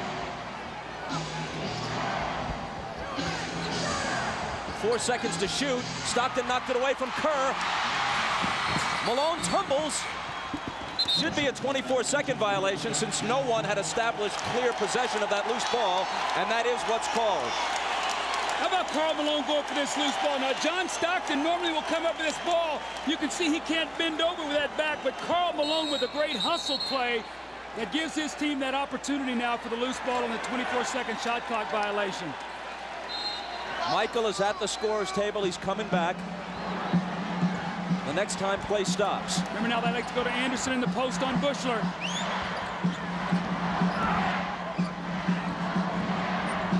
Carr from 20 feet.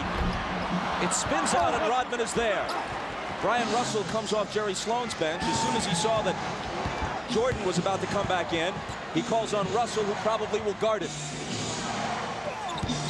Kukoc to tie it. There was a great screen by Steve Kerr to open up Tony Kukoc, sacrificed his body, took on the bigger Malone, so Kukoc can nail the three. 15 for Tony. Utah's got to get some movement. Morris to a cutting Anderson, who was bumped. The basket may count. It does.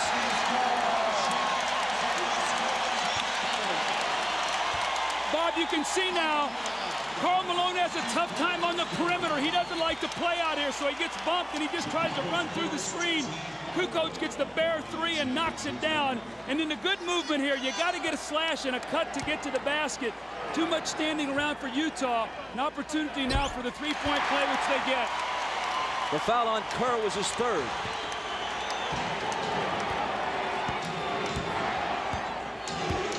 Jordan back in, takes the pass from Pippen.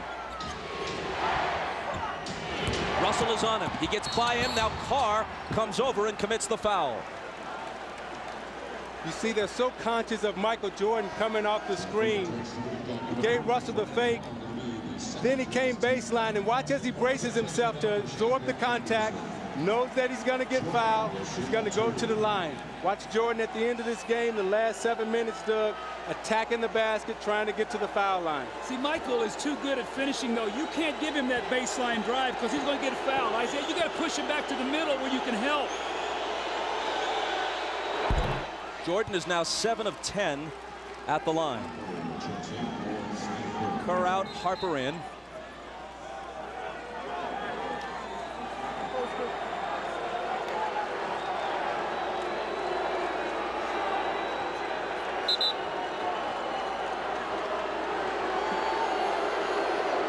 We're told that the brief stoppage was because of a sign one of the fans was holding, and it had some offensive language on it. So they had it removed.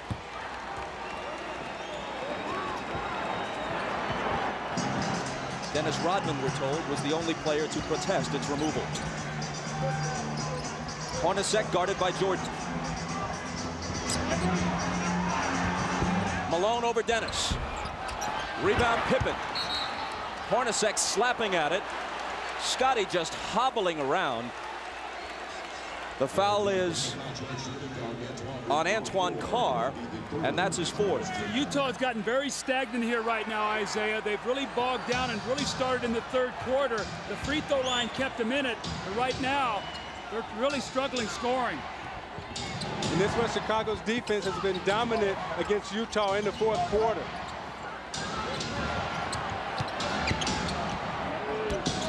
Jordan with the jumper. And with 37 points, as Utah falls behind now for the first time since midway through the second quarter. See, he's headed for 40. I would start double teaming Jordan every time he touched it. Brian Russell went down, and there's a foul on Kukoc. Doug, you talk about wanting to bring Jordan to the middle, but his game is so complete. And when you bring him to the middle, he's able to come right to that right hand, square up, and shoot it right from the free throw line. It's Chicago by 1, and you're watching the NBA on NBC. Welcome back to the Delta Center. I'm Jim Gray.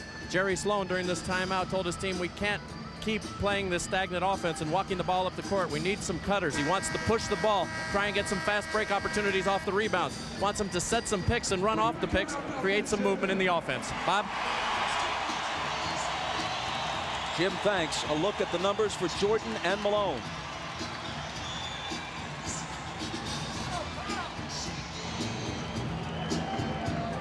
If Jerry Sloan wants fast break points, they have to turn to John Stockton right now to push the tempo. And thus far, he's only attempted 4 field goals at 5 points, 4 assists, and 3 turnovers. Stockton has to come through big for him down the stretch. What's happened also, too, when Malone's getting the rebound, he's holding it, and rather than outletting where they can run. Here is Stockton with Harper on him. Antoine Carr. Malone, 3 defenders on him, and they take it away. It's Pippen wincing as he comes up with the loose ball.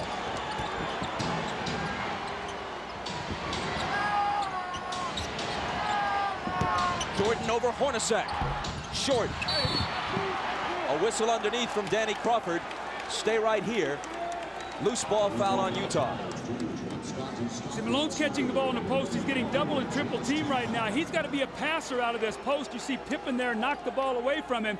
But if there are 3 guys on him and you space the floor, somebody's got to be open. And Doug, what Chicago is saying right now, we're not going to let Karl Malone beat us. Someone else is going to have to step up and beat us tonight. Pippen, who can barely move, throws it in. In almost any other situation, he couldn't possibly be playing. Regular season, never. Even earlier in the playoffs, he'd probably be sitting. Jordan again. And Stockton pulls it down. This is where they got to push it, get something quickly.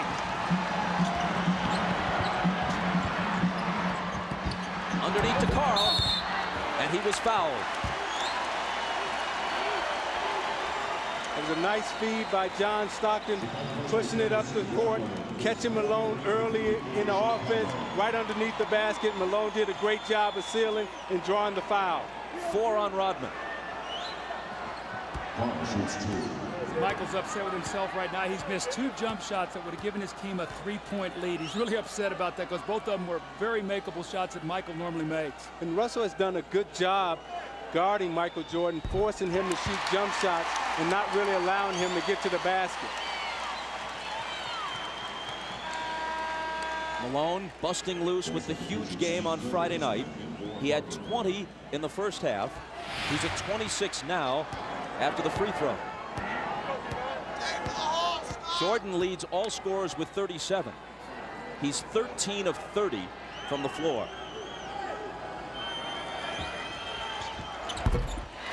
Utah back in front by 1. Steve Kerr now in for Chicago. Remember, he spaces the floor and gives them another shooter if they do start running at Michael and scrambling their defense.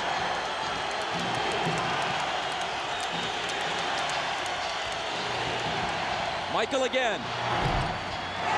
Russell takes it down. Stockton has a little daylight, and Utah has a 3-point lead.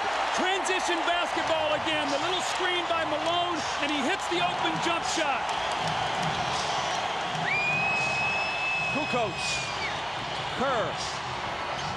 Pippen in the lane. Connects on the turnaround, playing through clenched teeth.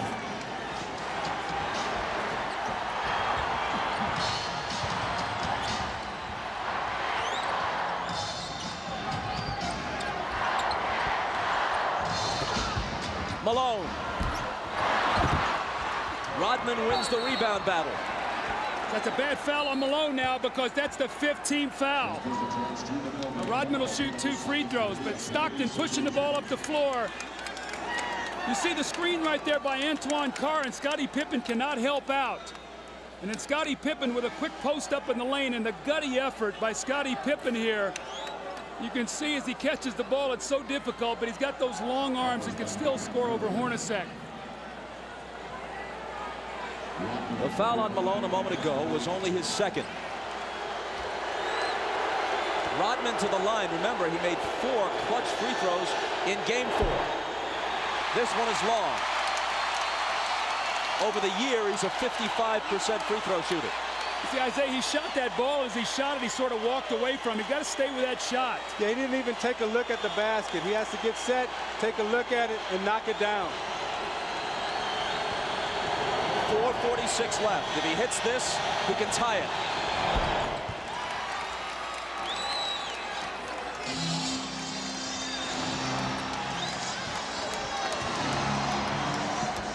Stockton glancing at the clock as he comes across. 4.5 minutes for Utah to end its season or prolong it. Stockton, 5 seconds to shoot. It's Hornacek. Malone. They'll bring it back out. The jumper by Carl. Utah back in front. Great patience. Offensive rebound, kick it out, and Hornacek got it right back to him. Malone has 29.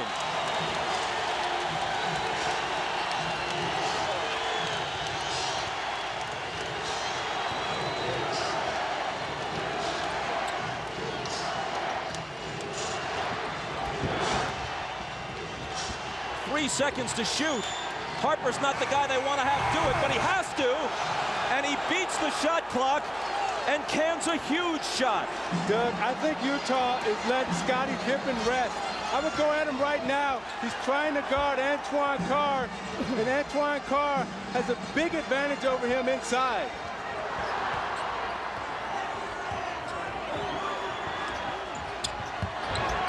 Russell. Driving against Rodman. Contact and a foul. Kukoc was also there, and they call it on Kukoc's third. Now you watch Harper as he takes this shot. Does he get it off in time? I don't know. That's a tough call. Well, you know Look, what? look. If they miss that call, it's a 5-point swing in missed calls on shot clock situations. They took a Howard Eisley 3 away wrongly in the first half. This one was even closer, but it appeared that Harper may have been just a fraction of a second behind the shot clock. Harper's basket counted. This one by Eisley, which should have counted, did not. See, I think this 3 was good in the last shot that Harper took. I think that was a shot clock violation. Russell steps to the line and knocks them both down.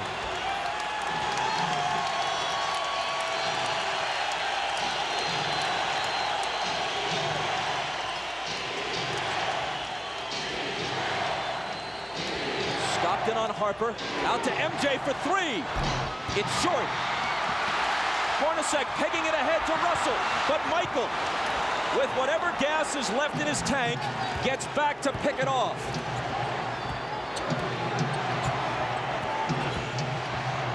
Rodman, offensive foul on Dennis.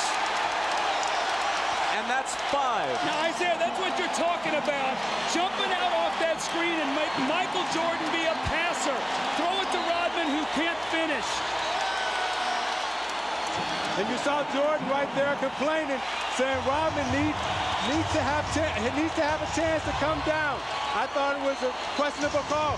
When you look at this play, you watch Jordan come off the screen and he's double teamed, and as an offensive player, you're allowed to establish position and come down. It's a tough call right there.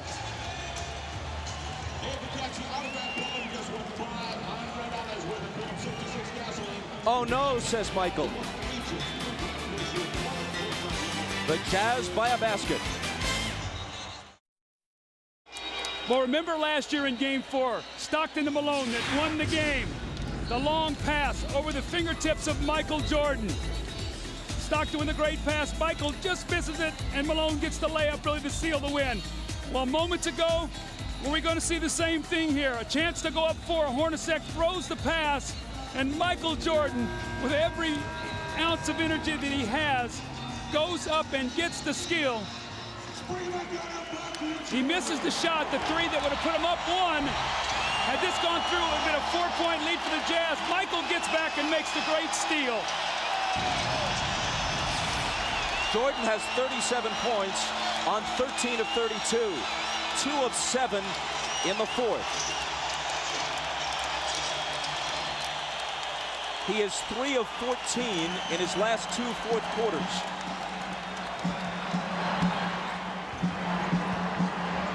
Even Superman apparently gets tired. Malone, lots of room. Got it. That's their pet play. Malone goes over like he's going to the post and screens for Stockton, and he rolls out and hits the huge jump shot.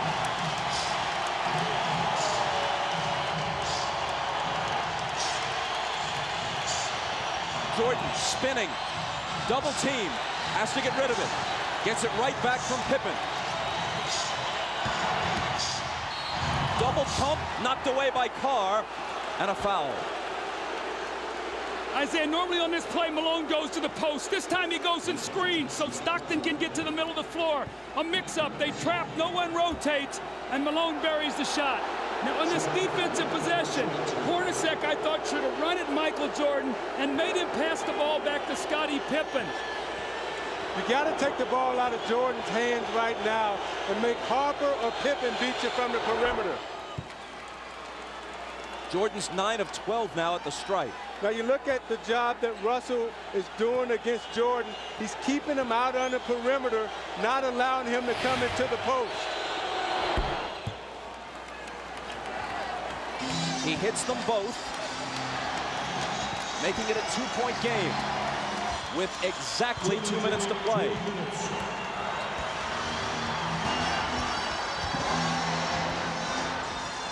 Stockton. Huge rebound. Tried to throw it off Rodman's leg as he was walking a tightrope and couldn't do it. Chicago back looking to tie.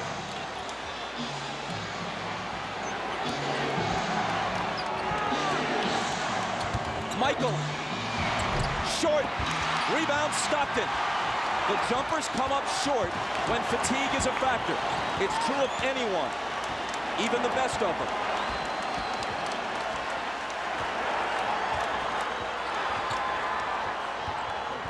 Rodman got in front and knocked it loose, but Chicago touched it last.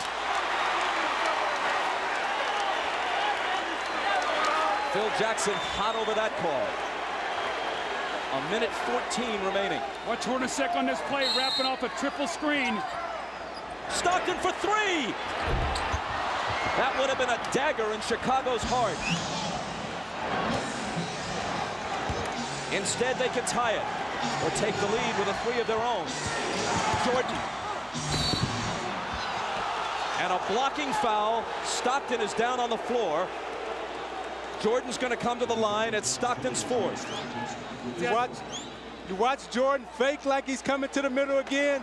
Russell gives him the baseline. Stockton comes over a little too late. Call the blocking foul on Stockton. Jordan again at the free throw line. 20-second time, 20-second timeout. Chicago takes a 20-second timeout.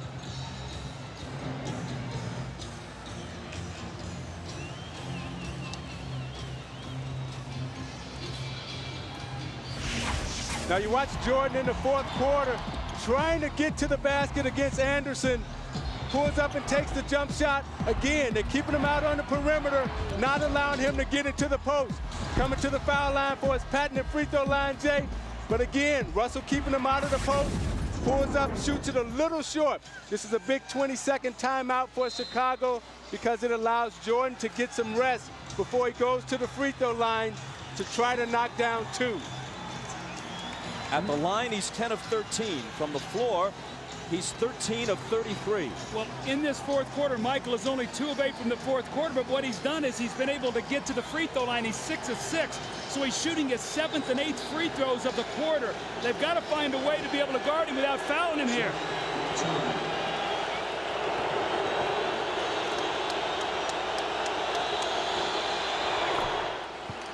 He cuts it to 1. Phil Jackson has told the Bulls during the last couple of timeouts, let's try to take it to the rack, go to the basket, not look for the perimeter shot.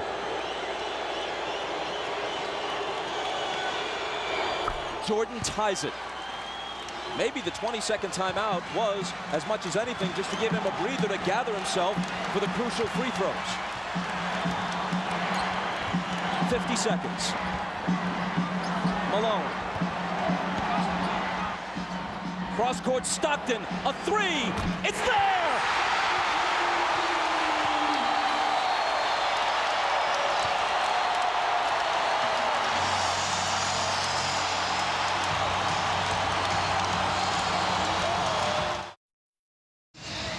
Now Ron Harper is guarding Stockton, who cuts through. Pippen is going to double team. So watch what happens now. Stockton's going to circle through, and Antoine Carr dives down, so Harper has to play him. Now on the skip-out pass, Stockton hits the three. What a huge shot to put his team up 3. Look how close his foot was to the line here. A 3 by inches.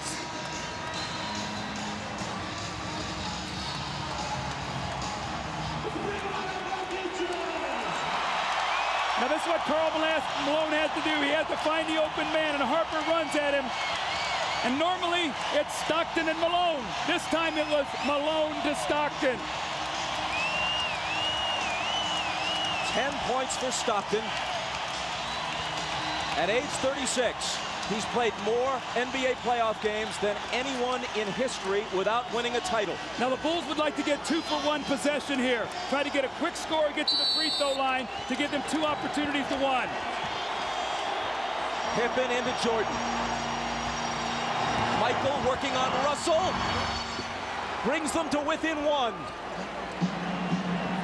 They scored within 4 seconds there. That's how quickly that changes now. Now it puts the pressure on the Jazz to score once again. Jordan with 43. Malone is doubled. They swat at it and steal it. Here comes Chicago. 17 seconds. 17 seconds from Game 7 or from championship number 6. Jordan open. Chicago with the lead. Timeout, Utah. 5.2 seconds left. Michael Jordan running on fumes with 45 points. At the end of the game, you got to get it out of his hands. He's beat you so many times. You watch Jordan play, Doug, and you know that at the end of the game, he's a killer. This was really the play that hurt Isaiah because they scored so quickly. Michael got in there and scored within 4 seconds. And what happened was Michael doubled back. You're going to see he's in the play. Look where Hornacek is setting the screen. Michael never clears, so Malone doesn't see him. He comes from the blind side and strips him.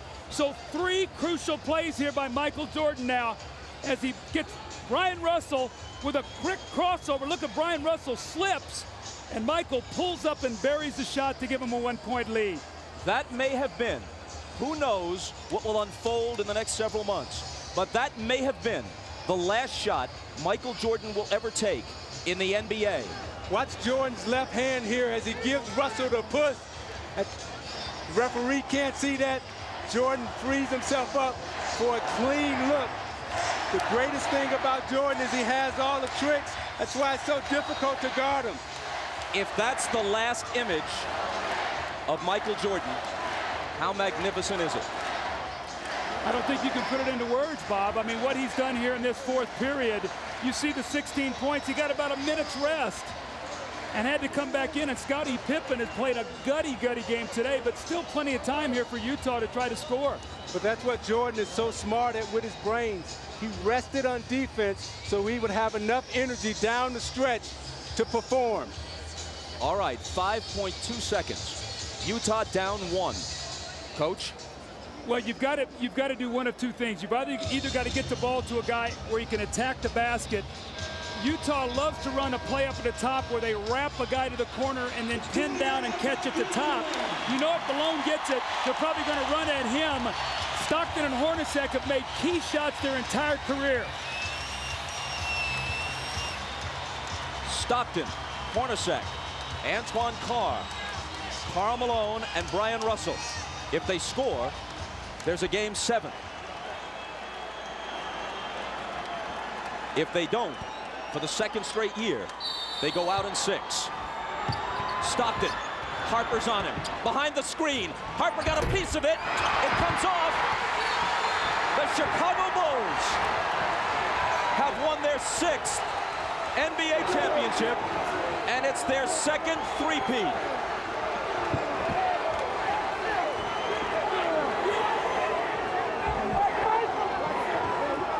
When you lose by this narrow margin, speaking of the Utah Jazz, there are so many things to look back on. But the Howard Isley 3 that was taken away in the first half will eat at them all summer long.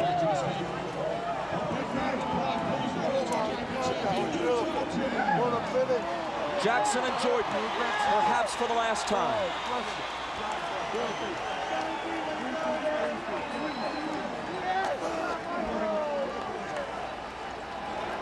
Chicago 87, Utah 86.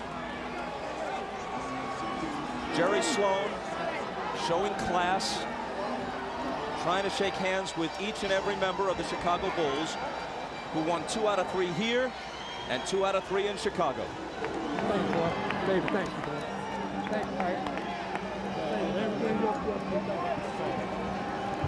you. Statistically, especially in terms of shooting percentage, Michael Jordan has had better games.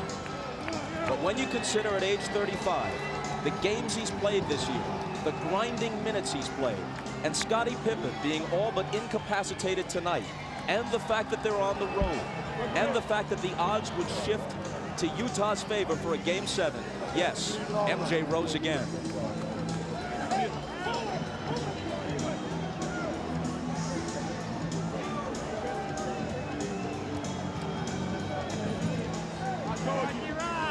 see it happen, boy. I told you that. He no longer needs accomplishments to prove his case as the greatest player in NBA history.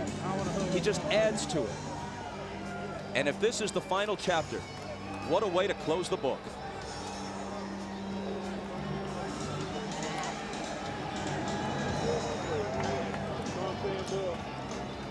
I tell you, Bob, as you look at Scottie Pippen there, I remember all Scottie ever heard about was the migraine headache and that he couldn't play with pain. Well, today, they could not have won this game without him. Just his presence being out there. He made some big shots. He fed the post. He did all the little things for Chicago, and his numbers aren't going to show it. But Michael, once again, with the heroics, the unbelievable plays. But his sidekick, Scottie Pippen, was there for him when he needed him. And I'm watching Michael Jordan hug his mother right there. Such a great player, such a great person. Everything that this game is about, the goodness of it, he represents, and what he's done for the game of basketball and for this Chicago Bulls organization. All of us as former athletes are very thankful to 23 in red. Michael Jordan is as great a competitor as sports has ever seen. He also has an uncanny sense of theater. And as he makes his decision, he'll think about the fact that he could not ask for a better punctuation than this. He accepts a victory cigar from Jerry Reinsdorf to not only hit the winning basket, but have it be the last shot he takes this season, maybe the last he'll ever take in a Chicago Bulls uniform, to win the game and the championship by a point. You know, Bob, it's interesting about Michael Jordan. He's a guy who has nothing to prove, but lives his life every day as if he has everything to prove. That's something about his greatness. He's an unbelievable athlete. One more look at a shot you'll be seeing hundreds of times if you're a basketball fan. You'll see it dozens of times on the highlight shows tonight. Stockton gets rid of it. It's short. Harper had a hand in his face and maybe even got a small piece of the ball. I thought Stockton had a great look right there. It was a well-executed play. Stockton and Malone, and that's who you want taking your last shot, because he's made so many big shots for Utah. You know, my heart goes out to Stockton and Malone, because those two, more than any other two athletes in this era, really deserve a shot at wearing a championship ring. A shot can hardly come much closer than that without going in. For the celebration, here's Dan Roberts, the PA man. And now, please direct your attention to center court for the presentation of the 1998 NBA Finals MVP and the Larry O'Brien Championship Trophy. It is now time to make the 1998 Championship Trophy presentation. Joining me up here are the chairman, Jerry Reinsdorf, Vice President Jerry Krause, head coach Phil Jackson, and to make that presentation, here's the commissioner of the NBA, Mr. David Stern. The two best teams in the NBA this season were the Utah Jazz and the Chicago Bulls. These two teams in these finals, wonderfully matched and motivated, treated the world of basketball to NBA basketball at its heart-stopping best. To both teams, thank you. But to the Chicago Bulls, the 1998 NBA champion, and a team for the ages, congratulations to this team, to this organization, to its fans, and to these great players.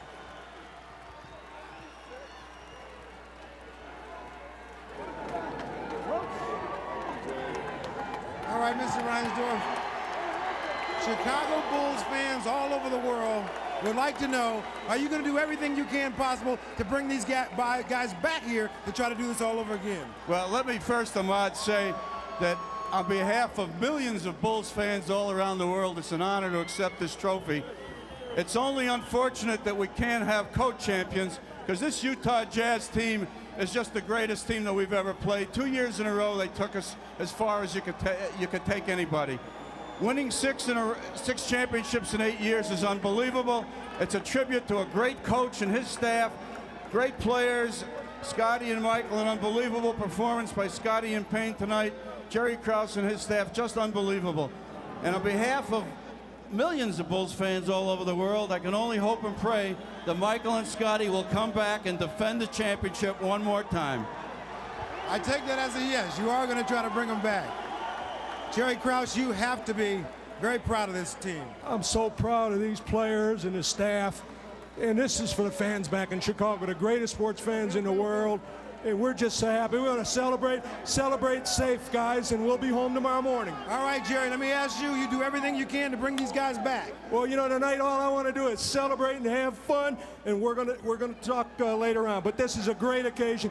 And what Jerry said about the Utah Club, Jerry Sloan and Scotty Layden are special people, and this is just a great organization, and it's somebody that you're proud of that you can be with. All right, Jerry, let's talk to Phil Jackson.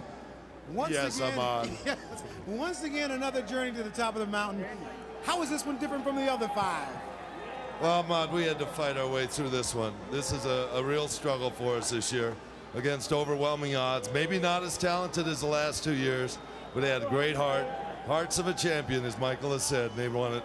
All right, you will celebrate tonight. Are you going to come back? Gee, that's a great question, Ahmad. I'll dodge that one right now. Thanks. All right, Phil. All right, once again, it is now time for the 1998 NBA Finals Most Valuable Player Award. And once again, here's the Commissioner, David Stern. Big surprise. 6 championships, 6 MVPs. Michael Jordan, get over here. You grace us with your presence. You've contributed mightily to our league. And tonight you gave one of the singular performances in the history of the NBA Finals. Thank you and congratulations, 1998 NBA Finals MVP, Michael Jordan.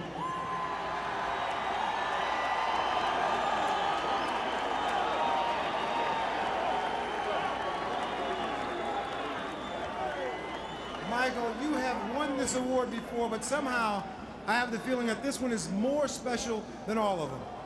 Well, let me say hello to my wife and my kids at home because they desperately wanted to come. I didn't want them to come here today because I wanted to focus on the game, but I wish they were here to help me celebrate. I know they're there cheering, and I can't wait to get home. But to the Utah fans, you guys are a tough bunch to play in front of. You guys came out with a lot of loyalty and respect for your team.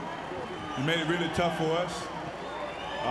We really, after losing Game 5 in Chicago, a couple of us dread coming back to Utah because we had to deal with the fans because of the energy that they bring to the game.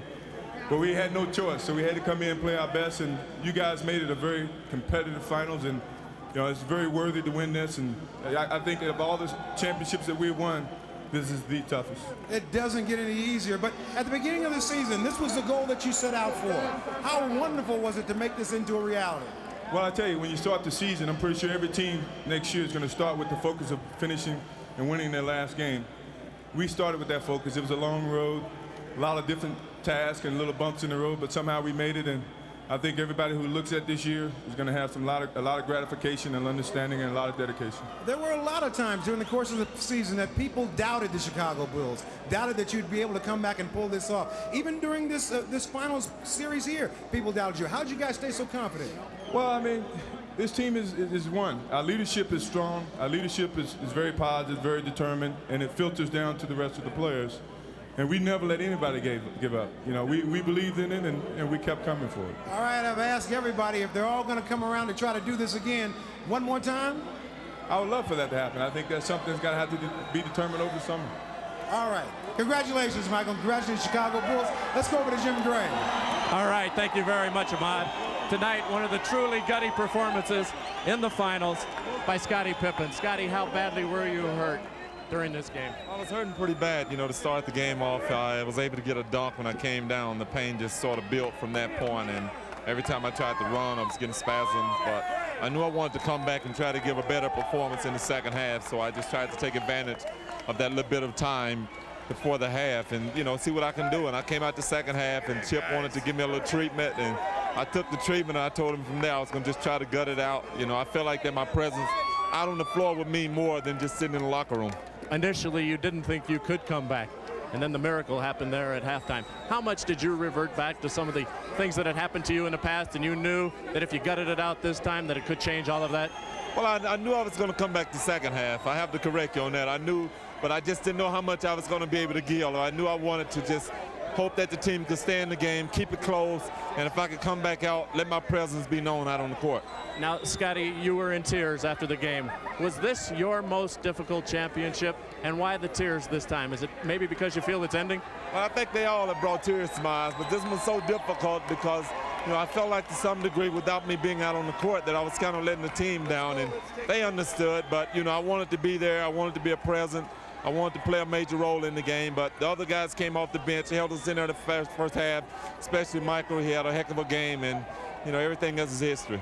Now, you hold the key here to these teams returning. Michael said if you come back, he'll come back, and Phil and so forth. What are your thoughts? Will you come back? Would you take a one-year deal? What will go through your thought process in making this determination? Well, Jim, right now, I just have to, you know, let everything soak in. You know, there's a lot of opportunities out there for me, and, you know, I have to look more down the road at my future, but, you know, I don't know. You know, after all this soaks in and get back and get my back on track, you know, you never know. Is there a twinge of sadness with you, a little melancholy feeling right now that it may be ending? Excuse me? Are you feeling a little sad right now that this could be coming to a close? No, not really. You know, we're going to enjoy this, and, you know, as long as we can. You know, as a player right now, I don't feel like it's over. You know, we got a lot of celebration to do, and I'm not really looking forward to next season right now. Final thought, the Utah Jazz and Karl Malone, a spectacular effort. What would your thoughts be toward them? It was great. You know, Karl and John, you know, they're some gutty performers. Whether it's Hornacek, Russell, who's grown and matured and, you know, had a fabulous series. You know, we take our hats off to this team. The fans here have really came out and made us work hard. You know, it was a great series. You know, it was a even better series than last series, even though, you know, both series ended at 6 games. This topped it all. Scotty, congratulations. A truly gutsy performance. Thank you. All right, let's go back now to Bob Costas. Thanks, Jim. To back up the accolades offered to Karl Malone by Scottie Pippen, Malone had 31 points, 11 rebounds, and 7 assists in 43 minutes tonight.